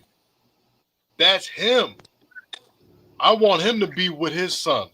I think we got to show a little bit more brotherhood, just like how the sisters show their sisterhood, and they don't really blame any, they kind of just stick together, like no matter what, right? We got to kind of go in that situation like, she's a little off with that. You know what? Let me call the bro. Let me try to get his number. I'm going to call him, and then I'm going to just go behind her back and just do all of that.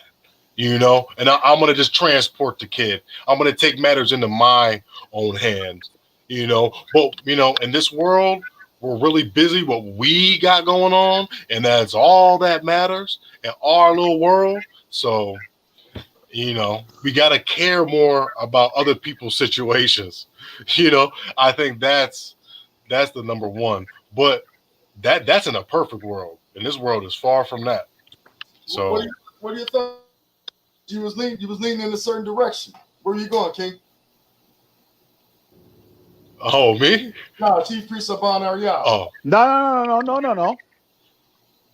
See, yeah. No, I'm gonna wait. I'm gonna hear some more. I'm gonna wait. Hey, man. I don't want to be premature. Well, one of the things I would say is obviously coming out of these philosophy of drunkenness, these philosophies of Esau, the American philosophy of a fetus is not a child. When you're talking about abortion, women understanding that their roles, that they are possession of the man, and that, as a matter of fact, let me get this precept real quick. Somebody grab me.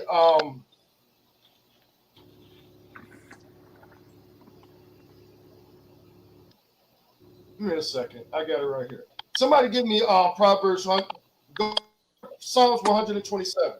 Psalms 127, 3 through 5. Psalms chapter 127. You got it? Got 3 through 5. Another one. And Chief Priest Savon, if you can grab me Proverbs 6 and no, not Proverbs 6 and 17. Proverbs 17 and 6. Absolutely. Because we got to get an understanding of what a family is, what we should be doing, what we should not be doing. What are the purpose of children? If we're talking about what we're going to do in this situation, how to improve it, stop mothers from murdering their children, the breaking of the family households, and all the things that we've been talking about. So somebody read, let me grab my screen share real quick. I just want to make sure this is what I got, what I want. So we're going to Psalms 127.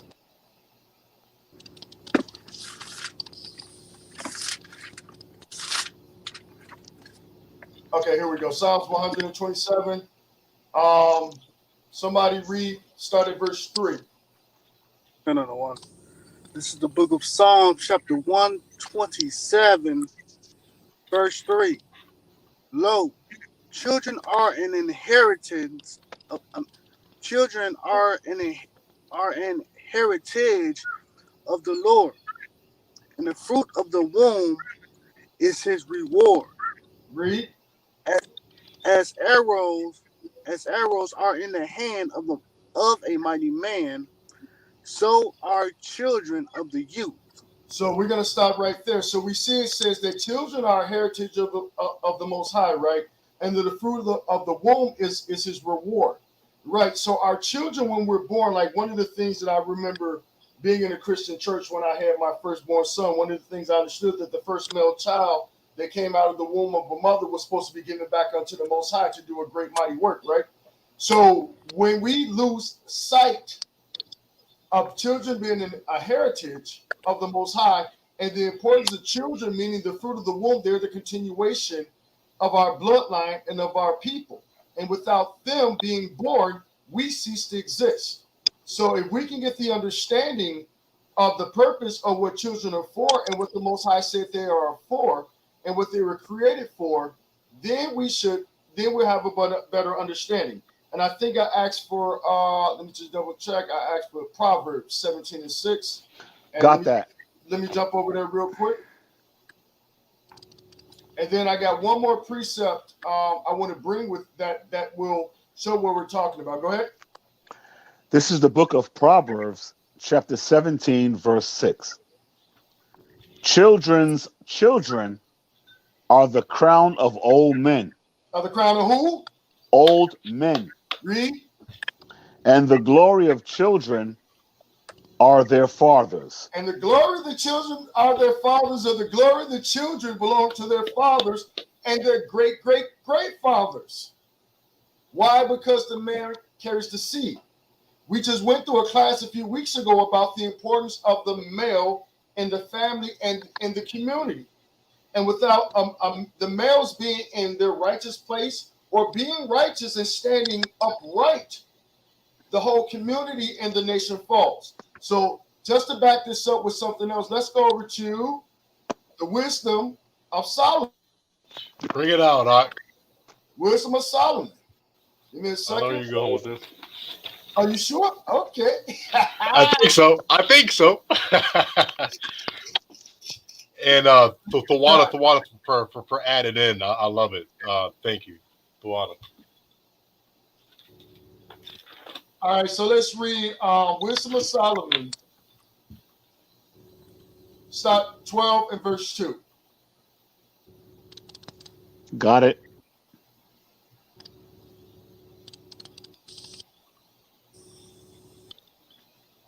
This is the book of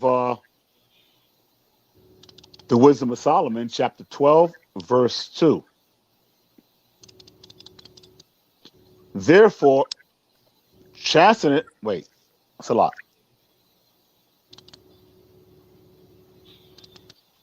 Therefore, chasteneth thou them by little and little that offend, and warnest them by putting them in remembrance wherein they have offended, that leaving their wickedness, they may believe on thee, O Lord. Right. So therefore, putting in remembrance the things that they have done against the laws. We know sin is the transgression of the law, according to the New Testament, right? Absolutely. So when our people are chastened and they are warned, and we warn them by putting them in remembrance of the breaking of the laws where they have offended, then what will happen is it'll open up their mind, the renewing of their mind, the rethinking of themselves in the land of their captivity, to leave that wickedness so that they may believe on the Most High. Continue to read. Go ahead, read. Verse 3. Oh, verse 3. Oh, Shalak. For it was thy will to destroy by the hands of our fathers both those old inhabitants of thy holy land, whom thou hatest for doing most odious works of witchcraft and wicked sacrifices. And also those merciless murderers of children and devout. Hey, Chief Priest, can you read verse 5 again from the top and real slow? Verse 5? Yeah. Okay, we're in the Apocrypha, the Wisdom of Solomon, chapter 12 and verse 5. And also those merciless murderers of children and devourers of man's flesh and the feasts of blood. Read down to verse 7, and then we'll stop there. With their priests out of the midst of their idolatrous crew, and the parents that killed with their own hands souls destitute of help, that the land which thou esteemest above all other might receive a worthy colony of the Most High's children. So when we're talking about those merciless murderers of children and Wisdom of Solomon 12 and 5, all of that falls up under the odious works of witchcrafts and wicked sacrifices. When you murder your children, whether it's an abortion or your children while they're alive, you are a devourer of man's flesh and feast of blood. So what do they do over at these abortion clinics? What do we know that white people like to do? They like to eat rare meats. They like to do blood sacrifices. They like to drink blood. They're the originators or believers in Count Dracula and vampires. That was a folklore among them, right? So it even talks about with the priests of the righteous men out of the midst of the idolatrous crew, meaning they're not partakers or around to see it. It says the parents that killed with their own hands. God. So when we see these things and we get an understanding of abortion, separations of family, divorce, Deuteronomy 28:54 through 56, the man shall have an evil eye towards his brother, or towards the wife of his bosom, or the woman of his flesh, and towards the remnant of his children, which he shall lead, and then vice versa for the woman. And did I want anything else? And yeah, just one last one. Let's go over to Proverbs 6. Just last one. Proverbs 6. I'm in my Nawa zone right now. I'm in my Nawa zone, man. Gotta love that brother, man. All right, so we're gonna read verse 6 and 6 through 19. Proverbs chapter 6. Because we gotta understand, without these things being understood, these cycles are going to continue on and on and on through the generations. Okay, go ahead, King. Proverbs chapter 6, verse 6. Go to the ant, thou sluggard. No. I'm sorry. Proverbs 6 and 17. 6 and 17. Salah. 6 and 16, Salakia. Proverbs 6 and 16. Proverbs chapter 6 and verse 16. Mm-hmm. These 6 things doth the Lord hate, yea, 7 are an abomination unto him: a proud look, a lying tongue, and hands that shed innocent blood, Mm. and heart that deviseth wicked imaginations, feet that be swift in running to mischief, Mm-hmm. a false witness that speaketh lies, and he that soweth discord among brethren. Right, so as the priest just beautifully read just for us, these are the things that the Most High hates. 7 of them are an abomination: a proud look, a lying tongue, hands that shed innocent blood, as we see what our brothers do across America and across the 4 corners of the earth to one another amongst these curses, and the same thing which you saw in these videos with Will Smith and Jada Pinkett, and also with the sister down in what's that, Shreveport or Lafayette, Louisiana, that killed both her daughters, right? Because in order for that to happen, she had to entertain wicked imaginations, meaning that her mind was wicked and her mind was distorted, as well as most of our people in America, because obviously she had feet that was swift running to do mischief, right? And that's why that one brother was saying, when I was breaking down that dialogue from that video about him comparing himself and the loss of his child and the pain he felt, but not having any remorse for that brother, because that brother sowed discord. A father discord father against another father to keep his child from him while he enjoyed his child and the other brother's child. But guess what? Both of them have lost their children.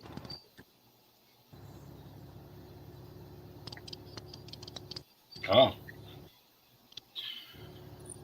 And you know what? The mother Bathia said, devastating. Killing your child to keep away from their fathers has escalated from the past.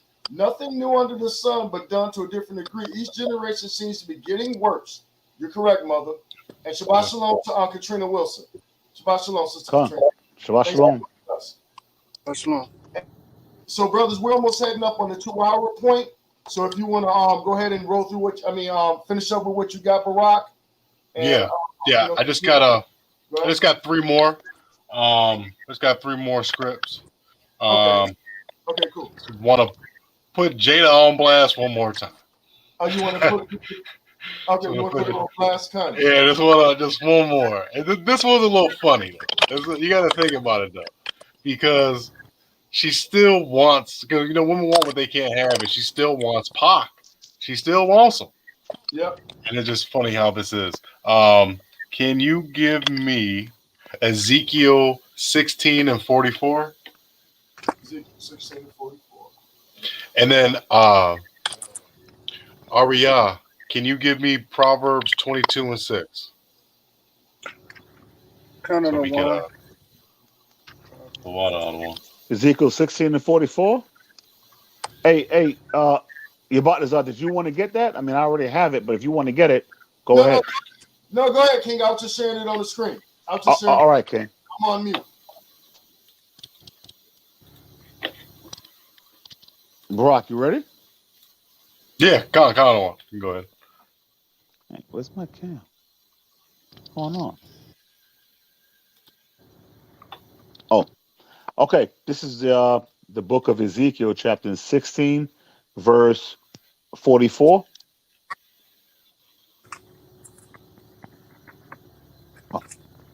Kind of one. Behold, every one that useth proverbs shall use this proverb against thee, saying, as is the mother, so is her daughter. No, stop right there. Stop right there. Because we know mothers and daughters, they have their special connection. I know, all praise to the Most High, my mom and my sister have a beautiful relationship. They got their own little things. She coaches her up for relationships and all that type of stuff. But there's a flip side. There's the negative side to that too as well. So can you share my screen real quick? And then while you do that, give me Proverbs 20. I think it's 22 and 6, right? 22. Kind of the one. Okay.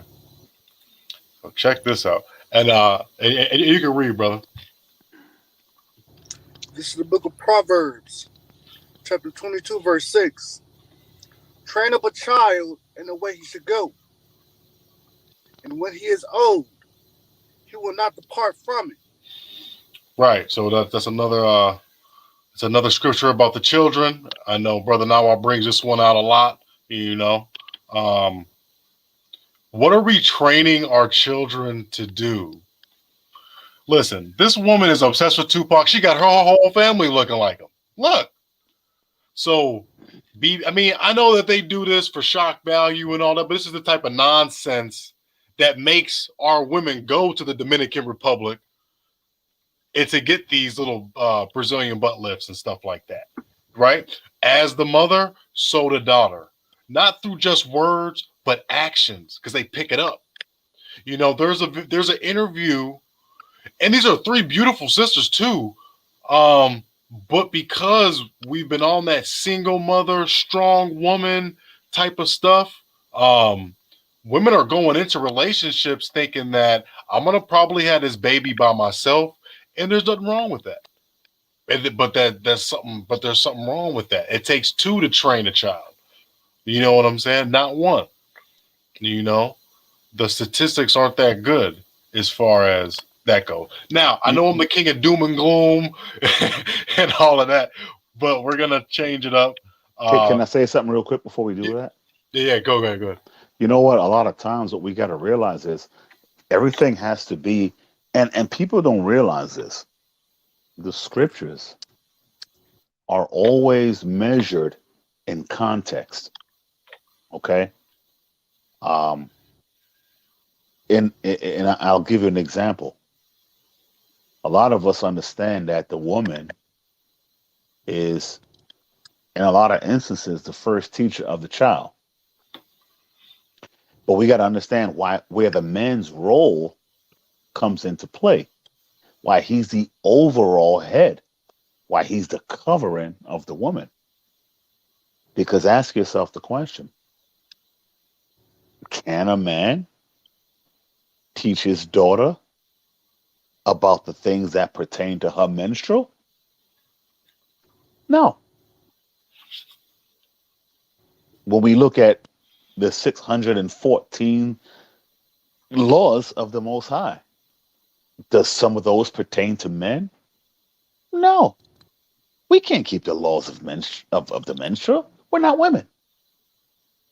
It's all about context. It really is. When you look at the women, all these women, I don't need no man to raise my child. I don't need it. It wasn't designed to be that way.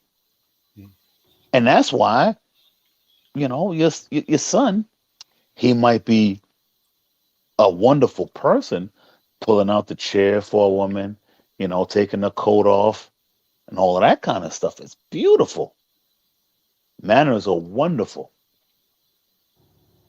But is that same man that pull your chair out gonna choke a dude out when he disrespects your daughter, when he tries to grab and rape your daughter?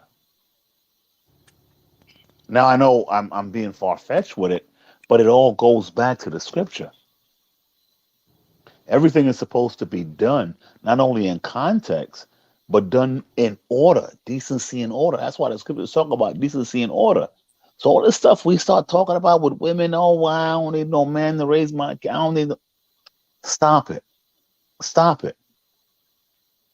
And a lot of times, what it is when you start talking about you don't need no man, it's because you want to do what you want to do. You don't want to be corrected. And if you are corrected, which is the one thing I do agree with, if you are corrected, your thing is, can't no nigga tell me nothing unless he doing it. That's a mirror. They're absolutely right. But even when that happens, it doesn't work out the proper way because they still don't want to listen. So when you were talking about, you know, the abortion and things like that, hey, listen, man, what they got to realize is, look, Esau, we don't want to be you, but we do want what you got. And the Most High makes that abundant to us. So all we got to do is go back to the law, statutes, and commandments of the Most High, and all these things should be added unto us, like the Mashiach said. God, God, And God. and that's really it. You know what I mean? So all the other stuff with, it's like, come on, stop, y'all. You're gonna look what you pay you get what you pay for.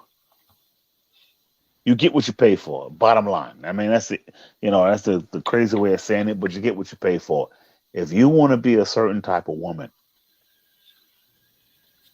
and you want a certain type of thing from a man, number one, you're not getting a man. Number two, you're gonna get what you ask for. I mean, and look, that's the bottom line. We all old here, except for some of the young kings here, and we all know we all deal with women, we all deal with our wives or whatever the case may be. We understand that. Hey, who old Wop? Well, I mean, I am. You know what I mean? I am. But the Most High has been wonderful to me. Most High has been gracious. Kind of You know what I mean? Yeah, So, um, and a lot of you brothers, I hear a lot, man. It's like, wow, look what I used to know when I was your age, and you guys greatly surpassed us. That's why it tells you, the student becomes the master, and you guys are no longer students. So it's a wonderful thing. Now you ain't masters because you're not old, but you know what it is. I just wanted to point out, though, the brilliant thing about women, if you notice, they are built to teach the nation. One thing I do notice a lot, and I just thought about this: little girls. What do little girls do very well? They can repeat the songs on the radio like no other.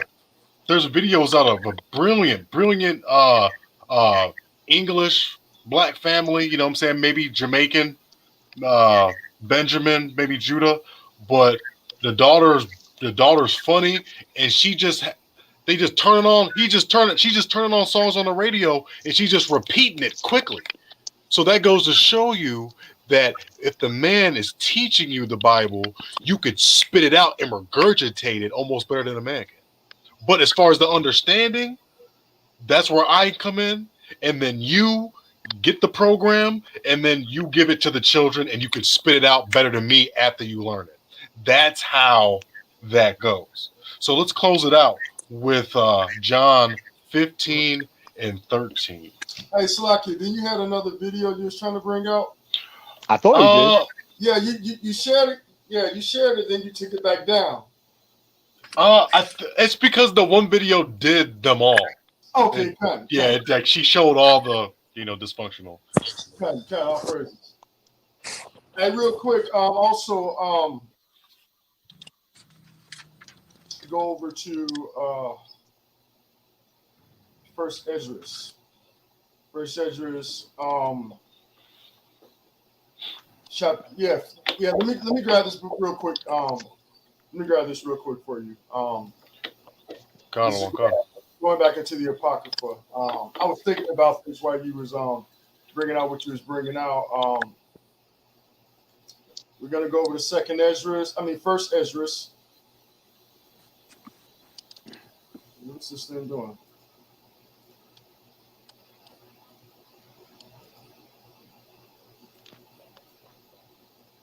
All right, here we go.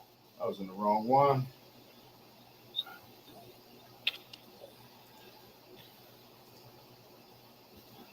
Thou shalt not abhor the old man among you. No, that's not it. That's not it. Nah, brother, I was just giving you. That's not it. Con. And this is actually in wisdom right here, over in First Esdras chapter 4. Pretty much it's talking about the king and who has spoken about women, right? So let me just read a couple of verses out of here, and then we'll go ahead with what you got. It said this is First Esdras chapter 4, verse 13. And then the third who had spoken of women and of the truth, this was Zerubbabel, began to speak. O ye men, is it not the great king, nor the multitude of men? Neither is it wine that excelleth, or who is it then that they ruleth them? Or has lordship over them? Are they not women? So right now, the scriptures is telling you that these great men are not ruled by the king or the multitude of men or wine, but they are ruled by women. Women have borne the king and all the people that bear rule of the sea and the land. I'm gonna drop down. Let me see. Even of they came they, and they nourished them up that planted the vineyards from which the wine comes. Right. So this is talking about mothers being that first teacher of that child. Right.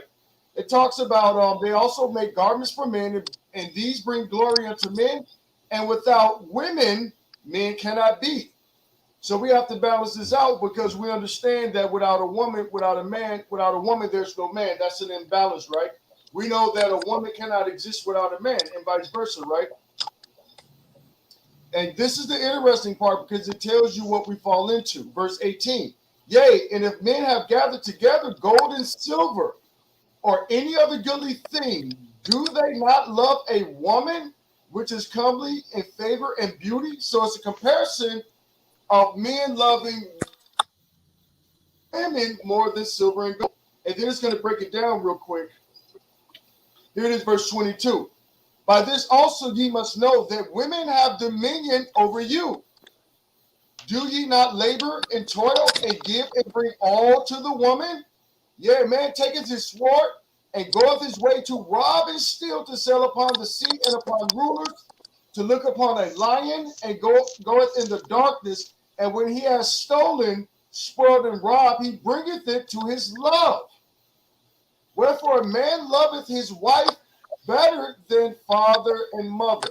So pretty much it's telling you the balance of what goes on here, because in the very next verse, it says, yea, many, talking about men, there be that have run out of their wits for women and became servants for their sake.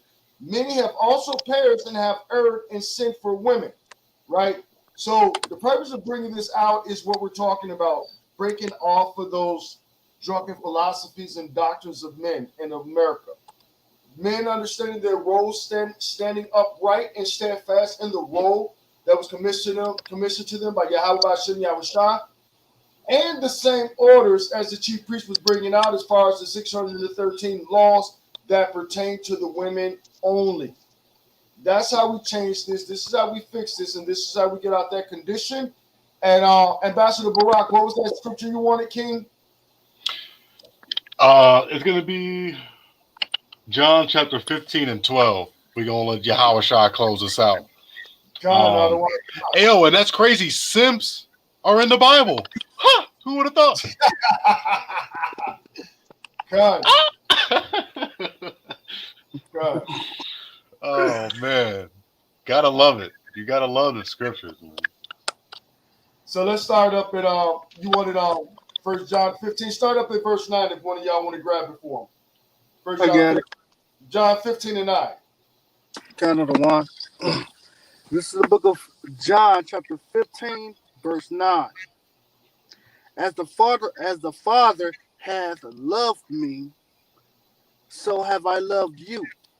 Continue ye in my love. If ye keep my commandments, ye shall abide in my love, even as I have kept my Father's commandments, and abide in his love. Hey, Salak, gang. I usually don't do this, but and I feel really bad about doing this, but I think you read that wrong, King. Salakia. What is it? What were you reading just now? Because I think you read that wrong. This is St. John chapter 15, verse 9. Read that again real quick for me, please. Baba Gosha. As the Father hath loved me, so have I loved you. continue ye in my love. Who's speaking? This Yahweh. is Yahushua. Yahushua? He said, continue in my love, right? Come. Okay, keep reading because I think you read it wrong. Keep reading. If ye keep me, No, if ye keep my commandments, ye shall abide in my love, Hmm. even as I have kept my Father's commandments. Abide in his love. Salak, These you didn't read that wrong. I was just wondering when we were gonna finally put the nail in the coffin on all this. Hey, all you gotta do is believe and have faith and just believe in Christ. And can we put the final nail in the coffin on this now?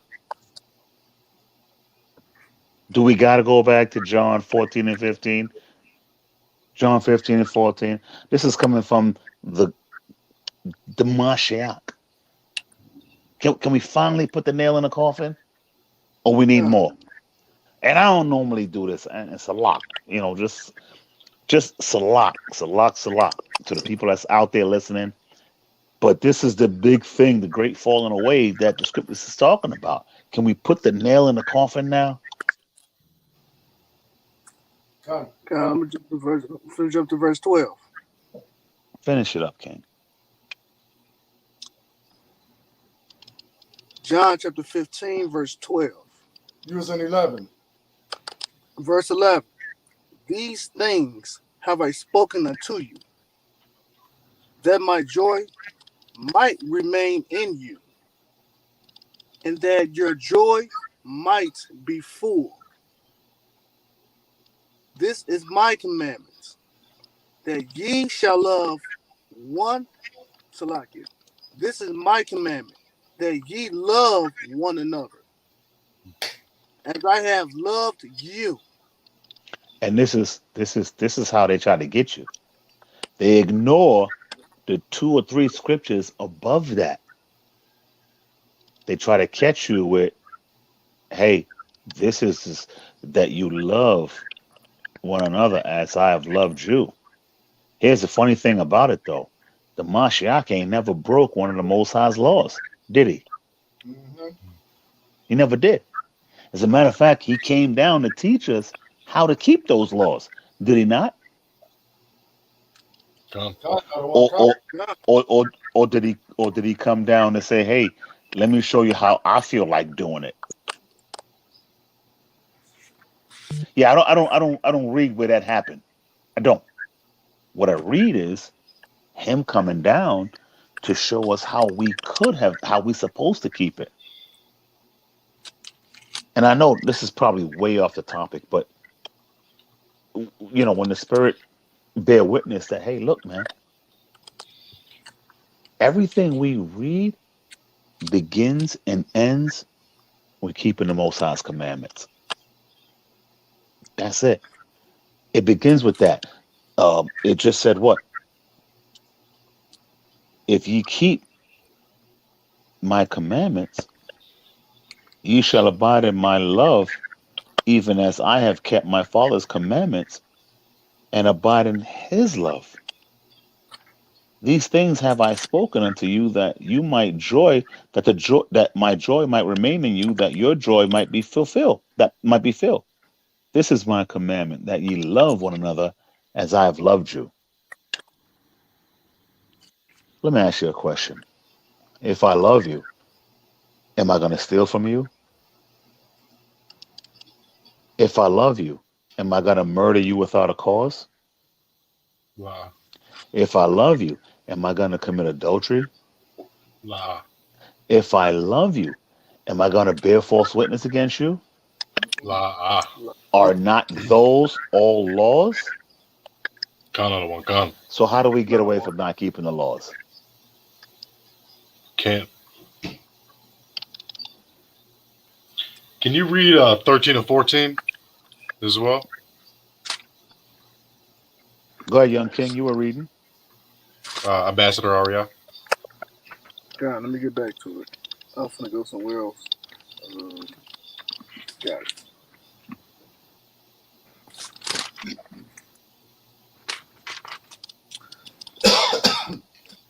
John chapter 15 and verse 13.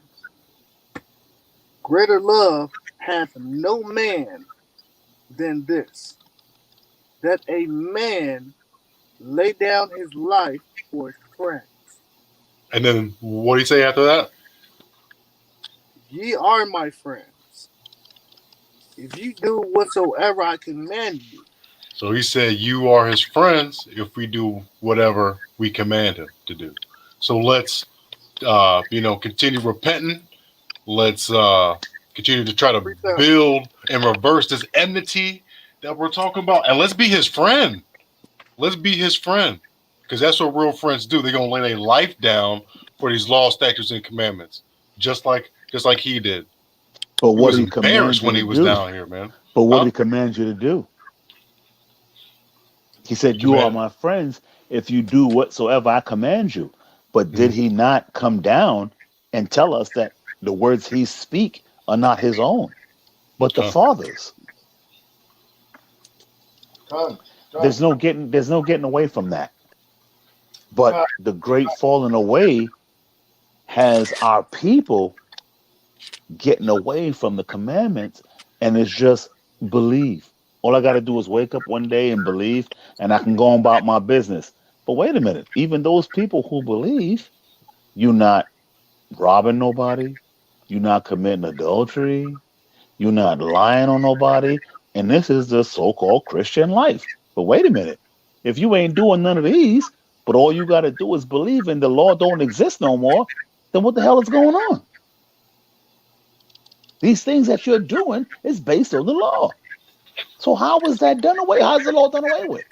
Come, come, come, come. And if you notice some chief priests, when we read that, if ye, that's conditional. You're only his friends if ye do. Exactly.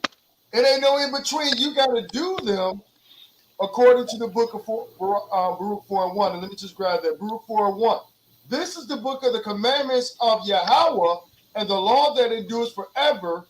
All they that keep it shall come to life, but such as leave it shall die. Look, the scriptures tell us that if a person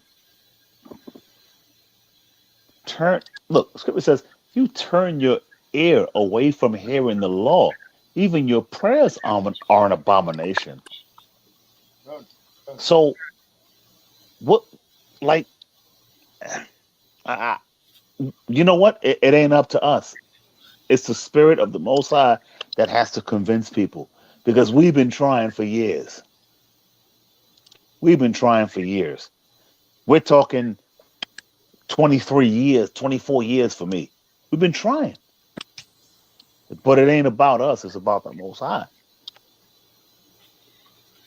The Most High said in the scriptures, if you turn your ear away from hearing the law, even your prayers are abominations. So all you people sit up in there talking about, we praying to the Most High. Are you? Seriously? Aphrodite. Like, what are you doing? What are you doing? Like, look. No matter what you do, it all comes back to the law. Look, we can give, and we can teach 1,000 scriptures and 1,000 classes on whatever. Hey, we can give a script. We can give a class next week on how a tree grows. But guess what? What's the main thing about that tree? What the scriptures tell us that all things obey the Most High's law. That tree obeys the law of the Most High to grow. How do we know that? Because when Yahweh came to the fig tree and the tree didn't produce that fig, he cursed it. Kanala'ah. Cool. So it doesn't matter what we teach here if the people don't understand that. Hey, look, man, it goes back to the law. It goes back to the laws of the Most High. It don't matter. Everything goes back there. And I know, I'm sorry, Salak. I'm not taking over your class. Barak, Oh no. It's No, just that's beautiful.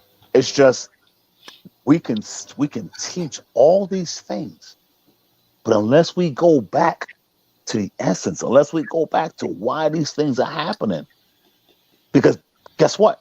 When we go back, we find two things: our curses and our blessings. We find why we got into this and how we can get out of this. That's what we got to be teaching. Con, I got Proverbs 7:2. It says Do it. it says Proverbs 7:2. Keep my commandments and live in my law as the apple of thine eye.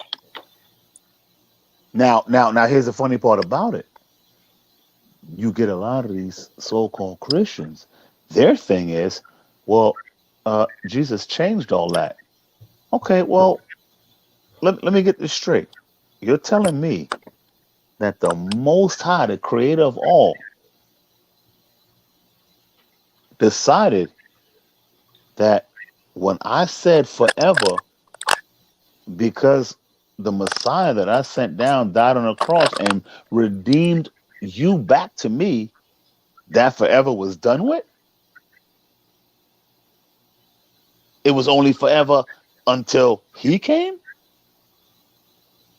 Now, last I checked, forever was never ending. I'm not the smartest person in the world, but last I checked, forever was never ending. So when you turn around and you look at the life of the Mashiach, beautiful. We love that. Look, there's no nothing without him. But he never spoke against forever. So where did they get that from? This is what we need to incorporate, and that's why I'm gonna say the water for you brothers. I got to be honest, man. You brothers impress me a great deal because um, I like where you guys go with not only the scriptures but uh, you know the history and the things that tie in on a natural level. I really do like that. It's a wonderful thing to see because it reminds me of how we used to do back in the day. So it's wonderful to see that we at least tried to pass down something through the scriptures and through the Most High and Yahweh. Now you guys are not as good looking as we were back in the days, but it don't matter. These things don't matter. And we'll take that. Yo, the And water for the support. Absolutely. All the precepts that y'all brought out, man. Love y'all, man. I love this camp, man. I love using the platform for something good. You know what I'm saying? We all got our own little platforms, but ain't nobody come up here and spewing out these scriptures edifying the people. You know what I'm saying? So I'm just thankful to be on with you. And Con. So I guess that's it, huh? yeah, y'all got yeah, my sister This was great, man. I really enjoyed this. me too. Yeah, my screen is frozen. It's frozen. Yeah, I'm frozen. I'm trying to shut it out, but it won't let me. So I gotta wait. That just means we supposed to. That just means we supposed to talk about more stuff. Okay. Right. So now it's We zipping supposed in. to. Now it's just let me in. We supposed to talk about more stuff. That's all. Because show gotta keep going. Yo, but shalom, everybody. Shabbat shalom. I hope you enjoy the class. You know, I'm not on Pawar level yet, but we're getting there. I'm gonna get my PowerPoint game right. You know what I'm saying? And don't keep That's it moving. okay. There's different members of the body, man. Everybody brings something to the table. So Good. Paul might bring a certain thing, but you bring a certain thing, and guess what? That certain thing you bring is enough for the people that need to hear it. So God. it's all good. Hey, Cool. It's all good. let me bring something out. I just knows what the mother Bethia said. She says, "Greatly surpassed me, and I'm older than you all, and was taught much in 1 year by you all." I'll pray this mother Bethia. Hey, and I'll praise the Most High. Now we have about Shimmy, our Shabbat. You know, we give all praise and glory to the Most High, which is vessels, and the Most High puts His words in our mouth, like He did Moses. You know. Yeah, that ain't got nothing to do with us. Nothing. Nothing. God. And if it did, it would be me personally. I mean, All right, cut. All right, Israel, man. Y'all enjoy y'all Shabbat. We know y'all just came off to the new moon. We'll let you know if the brother Barak is going to be going on again during next week's class, and if not, I believe this Monday is Columbus Day, so we might have something in store dealing with that next week. After Maybe this. That'll be nice. That goes right in pointing to what you want to bring out. So yes, Khan, the water, King. I got some reading to do, family. Okay, Khan. He made sure he showed that, didn't he? Yeah, I got to, or else I'm not gonna read it. So now it's on me. I gotta read it now. I gotta read it now. Khan. All right, everybody on Shabbat Shalom, Shabbat Israel. To the 12 tribes scattered abroad, greetings, brethren, and we wish you all a happy Sabbath and a great night with your family. Shalom, Shabbat Shalom. Shalom, Shabbat Shalom.